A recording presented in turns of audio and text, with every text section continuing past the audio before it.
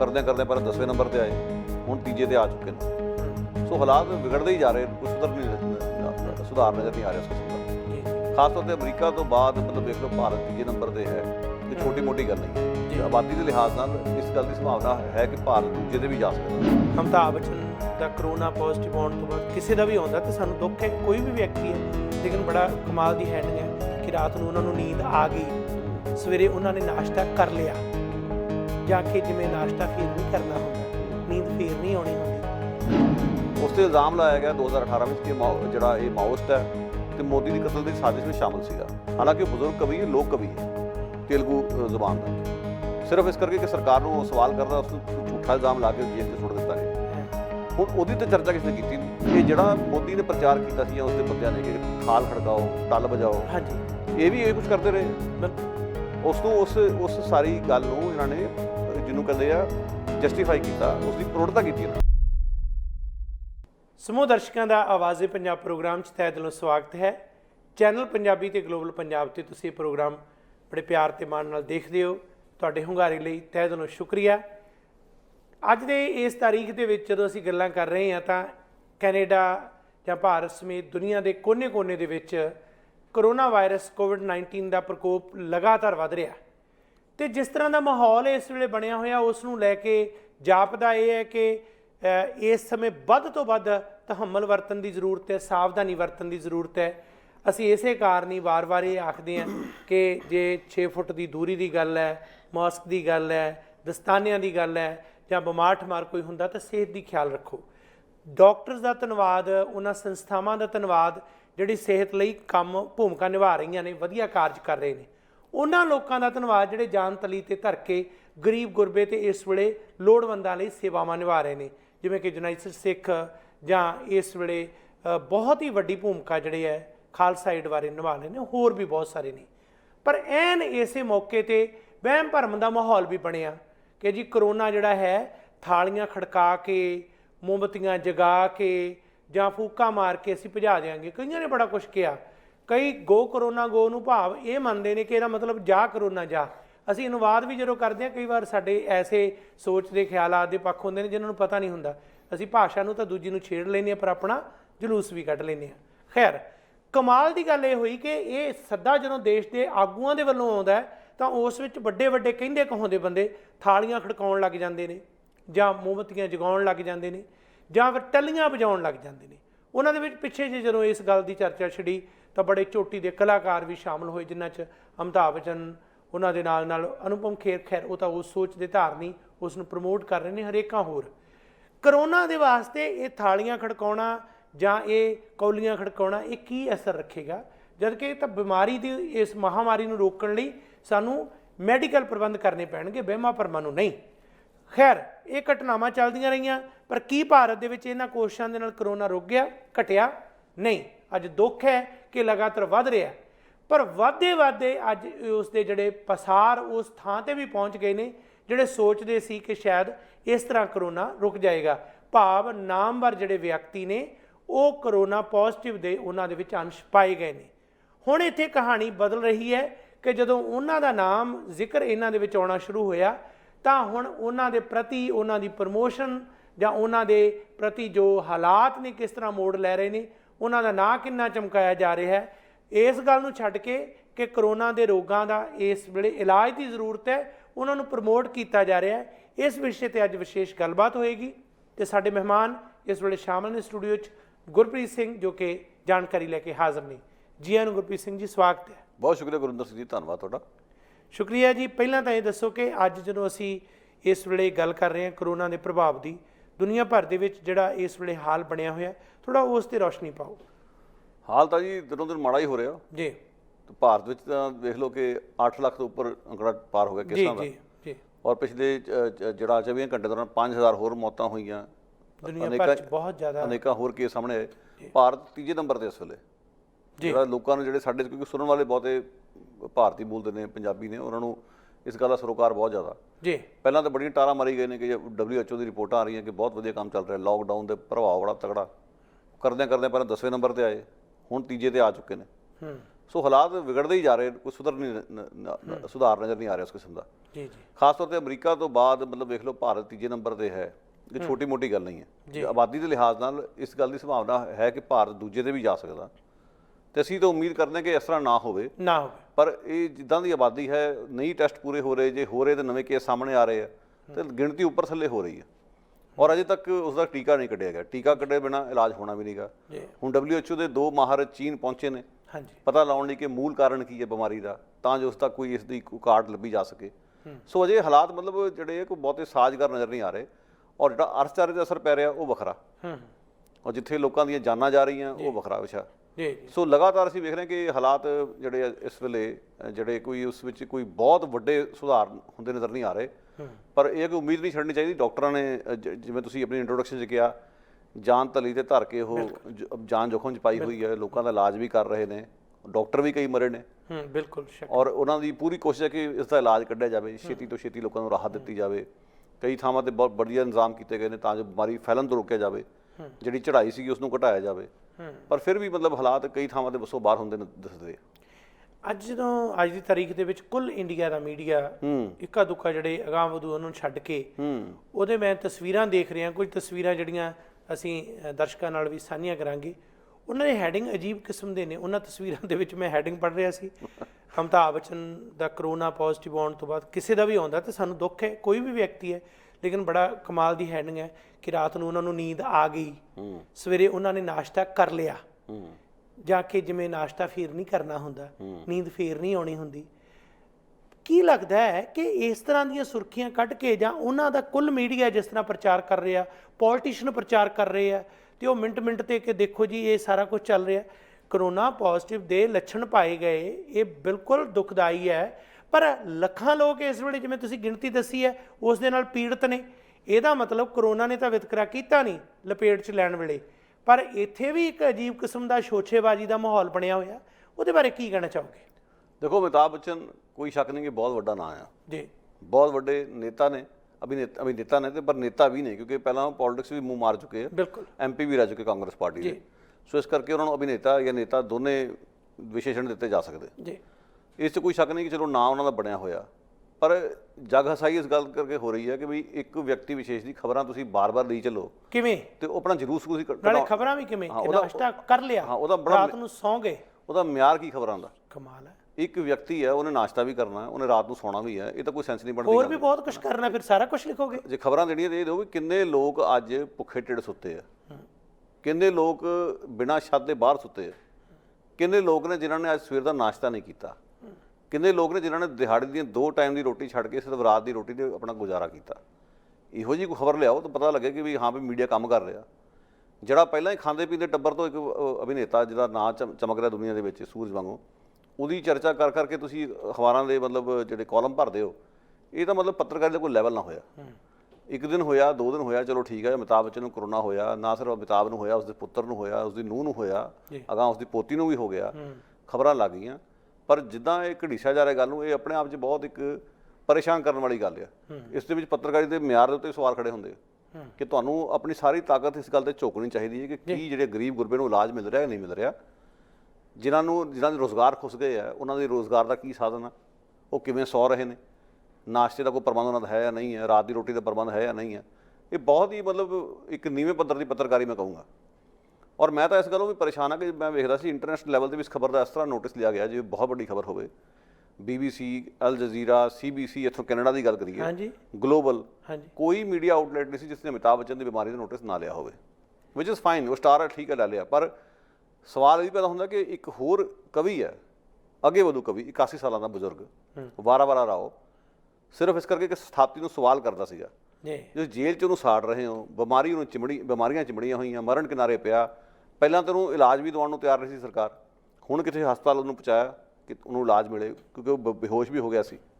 ਉਸ 'ਤੇ ਇਲਜ਼ਾਮ ਲਾਇਆ ਗਿਆ 2018 ਵਿੱਚ ਕਿ ਜਿਹੜਾ ਇਹ ਮਾਓਇਸਟ ਹੈ ਤੇ ਮੋਦੀ ਦੀ ਕਤਲ ਦੀ ਸਾਜ਼ਿਸ਼ ਵਿੱਚ ਸ਼ਾਮਲ ਸੀਗਾ। ਹਾਲਾਂਕਿ ਉਹ ਬਜ਼ੁਰਗ ਕਵੀ ਹੈ, ਲੋਕ ਕਵੀ ਹੈ, ਤੇਲਗੂ ਜ਼ੁਬਾਨ ਦਾ। ਸਿਰਫ ਇਸ ਕਰਕੇ ਕਿ ਸਰਕਾਰ ਨੂੰ ਸਵਾਲ ਕਰਦਾ, ਉਸ ਨੂੰ ਝੂਠਾ ਇਲਜ਼ਾਮ ਲਾ ਕੇ ਜੇਲ੍ਹ 'ਚ ਸੁੱਟ ਦਿੱਤਾ ਗਿਆ। ਹੁਣ ਉਹਦੀ ਤਾਂ ਚਰਚਾ ਕਿਸੇ ਨੇ ਕੀਤੀ ਨਹੀਂ। ਜਿਹੜਾ ਲੋਕਾਂ ਦਾ ਕਵੀ ਹੈ, ਸਹੀ ਅਰਥਾਂ 'ਚ ਦੱਬੇ ਕੁਛ ਦੇ ਲੋਕਾਂ ਦੇ ਹੱਕ 'ਚ ਖੜਾ ਹੁੰਦਾ, ਸਹੀ ਅਸਲ ਜਿਹਨੂੰ ਕਹਿੰਦੇ ਨਾਇਕ, ਉਹਨੂੰ ਛੱਡ ਕੇ ਅਸੀਂ ਫੋਕੇ ਨਾਇਕ ਨੂੰ ਚੱਕਣ ਲੱਗੇ ਹਾਂ, ਜਿਹੜਾ ਪਰਦੇ ਉੱਤੇ ਬੜਾ ਗਰਮਜੋਸ਼ੀ ਵਾਲੀਆਂ ਗੱਲਾਂ ਕਰੂਗਾ, ਜਿਸ ਦੇ ਬਾਰੇ ਐਂਗਰੀ ਯੰਗ ਮੈਨ ਵੀ ਕਿਹਾ ਜਾਂਦਾ ਸੀਗਾ। ਘਸੁਣ ਮੁੱਕੇ ਨਾਲ ਜਿੰਨੇ ਕਿ 10-10 12-12 ਗੁੰਡੇ ਢੇਰ ਕਰ ਦਿੰਦਾ ਸੀ। ਹਕੀਕਤ 'ਚ ਇਹ ਕਿ ਸਰਕਾਰ ਦੇ ਸਾਹਮਣੇ ਤਾਂ ਉਹਦੀ ਪੇਸ਼ ਨਹੀਂ ਚੱਲਦੀ। ਸਰਕਾਰ ਦੇ ਸਾਹਮਣੇ ਤਾਂ ਬਿਲਕੁਲ ਗੋਡੇ ਟੇਕ ਕੇ ਬੈਠਾ। ਜਿੰਨੀਆਂ ਜ਼ਿਆਦਤੀਆਂ ਅੱਜ ਤੱਕ ਹੋਈਆਂ ਉਸ ਦੇ ਖਿਲਾਫ ਇੱਕ ਲਫ਼ਜ਼ ਮੂੰਹੋਂ ਨਹੀਂ ਕੱਢਿਆ ਉਸਨੇ। ਦਲਿਤਾਂ ਨਾਲ ਨਿਆਂ ਹੋ ਰਿਹਾ, ਆਦੀਵਾਸੀਆਂ ਨਾਲ ਹੋ ਰਿਹਾ, ਘੱਟ ਗਿਣਤੀ ਨਾਲ ਹੋ ਰਿਹਾ, ਉਸ ਵਿਅਕਤੀ ਨੇ ਅੱਜ ਤੱਕ ਆਪਣੇ ਮੂੰਹੋਂ ਇੱਕ ਲਫ਼ਜ਼ ਸਰਕਾਰ ਦੇ ਖਿਲਾਫ ਨਹੀਂ ਕੱਢਿਆ, ਨਾ ਸਰਕਾਰ ਲਈ ਜਵਾਬ ਤਲਬੀ ਕਦੇ ਕੀਤੀ। ਉਹ ਜਿਹੇ ਫੋਕੇ ਤੁਸੀਂ ਹੀਰੋ ਨੂੰ ਚੱਕੀ ਫਿਰਦੇ ਹੋ, ਤੇ ਜਿਹੜਾ ਅਸਲ ਹੀਰੋ ਹੈ ਵਾਰਾ ਰਾਓ, ਉਸ ਦੇ ਕਿਸੇ ਨੂੰ ਦਰਕਿਨਾਰ ਕਰਦੇ ਹੋ। ਇਹ ਤਾਂ ਇਸ ਤੋਂ ਵੱਡੀ ਮੀਡੀਆ ਦੀ ਹੋਰ ਜ਼ਿਆਦਤੀ ਕੀ ਹੋ ਸਕਦੀ ਹੈ, ਜਿਸ ਦੀ ਮਤਲਬ ਕਿ ਸਾਰ ਇੰਡੀਅਨ ਮੀਡੀਆ ਨੇ ਤਾਂ ਕੀ ਲੈਣੀ ਸੀਗੀ, ਮਤਲਬ ਬਾਹਰਲੇ ਮੀਡੀਆ ਨੇ ਕੀ ਲੈਣੀ ਸੀ, ਇੰਡੀਅਨ ਮੀਡੀਆ ਨੇ ਵੀ ਨਹੀਂ ਲਈ। ਮੈਂ ਉਸ ਵੇਲੇ ਦਾ ਸੀਨ ਵੀ ਦਿਮਾਗ 'ਚ ਅੱਜ ਲਿਆ ਰਿਹਾ, ਜਿਵੇਂ ਤੁਸੀਂ ਦੱਸਿਆ ਕਿ ਸਰਕਾਰਾਂ ਦੇ ਖਿਲਾਫ, ਜ਼ਿਆਦਤੀਆਂ ਦੇ ਖਿਲਾਫ ਨਾ ਬੋਲਣਾ, ਜ਼ੁਬਾਨ ਬੰਦ ਕਰ ਲੈਣੀ, ਜਾਂ ਧੱਕਾ ਜਿਹੜਾ ਪੀੜਤਾਂ ਦੇ ਨਾਲ ਹੋ ਰਿਹਾ ਉਸ 'ਤੇ ਆਵਾਜ਼ ਨਾ ਉਠਾਉਣੀ। ਇਹ ਤਾਂ ਇੱਕ ਪਹਿਲੂ ਹੈ ਹੀ ਹੈ।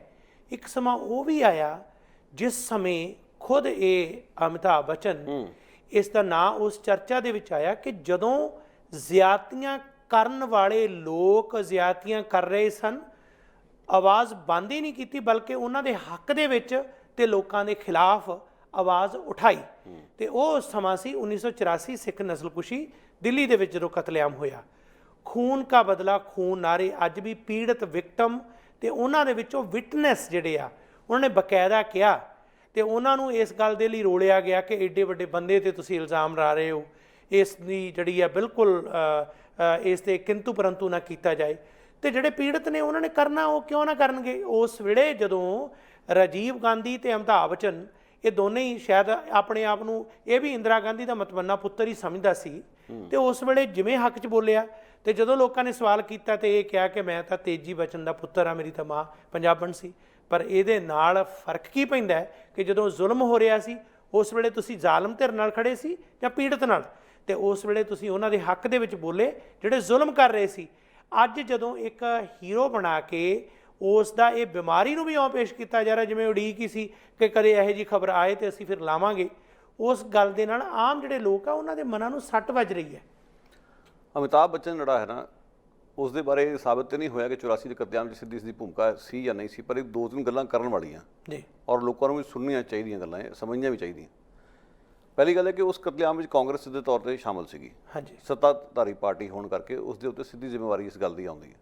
ਰਾਜੀਵ ਗਾਂਧੀ ਖੁਦ ਉਸ ਵਿੱਚ ਮੁਲਵਸ ਸੀਗਾ, ਇਹ ਗੱਲ ਡਾਕੂਮੈਂਟ ਹੋ ਚੁੱਕੀ ਹੈ ਜੀ। ਉਸ ਦੇ ਖਿਲਾਫ ਕੋਈ ਫੌਜਦਾਰੀ ਕਾਰਵਾਈ ਨਹੀਂ ਹੋਈ, ਉਹ ਵੱਖਰਾ ਵਿਸ਼ਾ।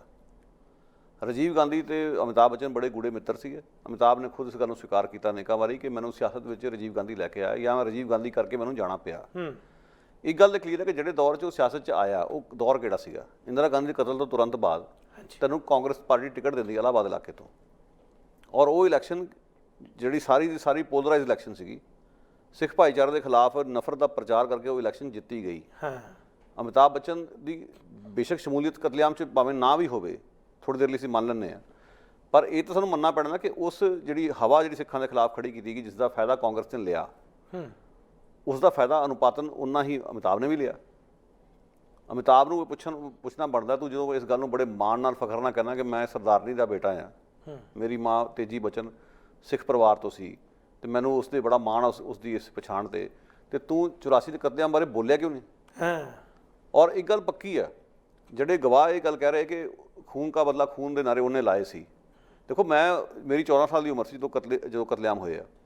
ਅਸੀਂ ਉਹ ਦੂਰਦਰਸ਼ਨ ਦੇ ਉੱਤੇ ਇੰਦਰਾ ਗਾਂਧੀ ਦੇ ਜਦੋਂ ਬੋਡੀ ਰੱਖੀ ਗਈ ਤੇ ਉਹ ਸਾਰਾ ਦਿਨ ਪ੍ਰਸਾਰਣ ਚੱਲਦਾ ਰਿਹਾ ਜੀ।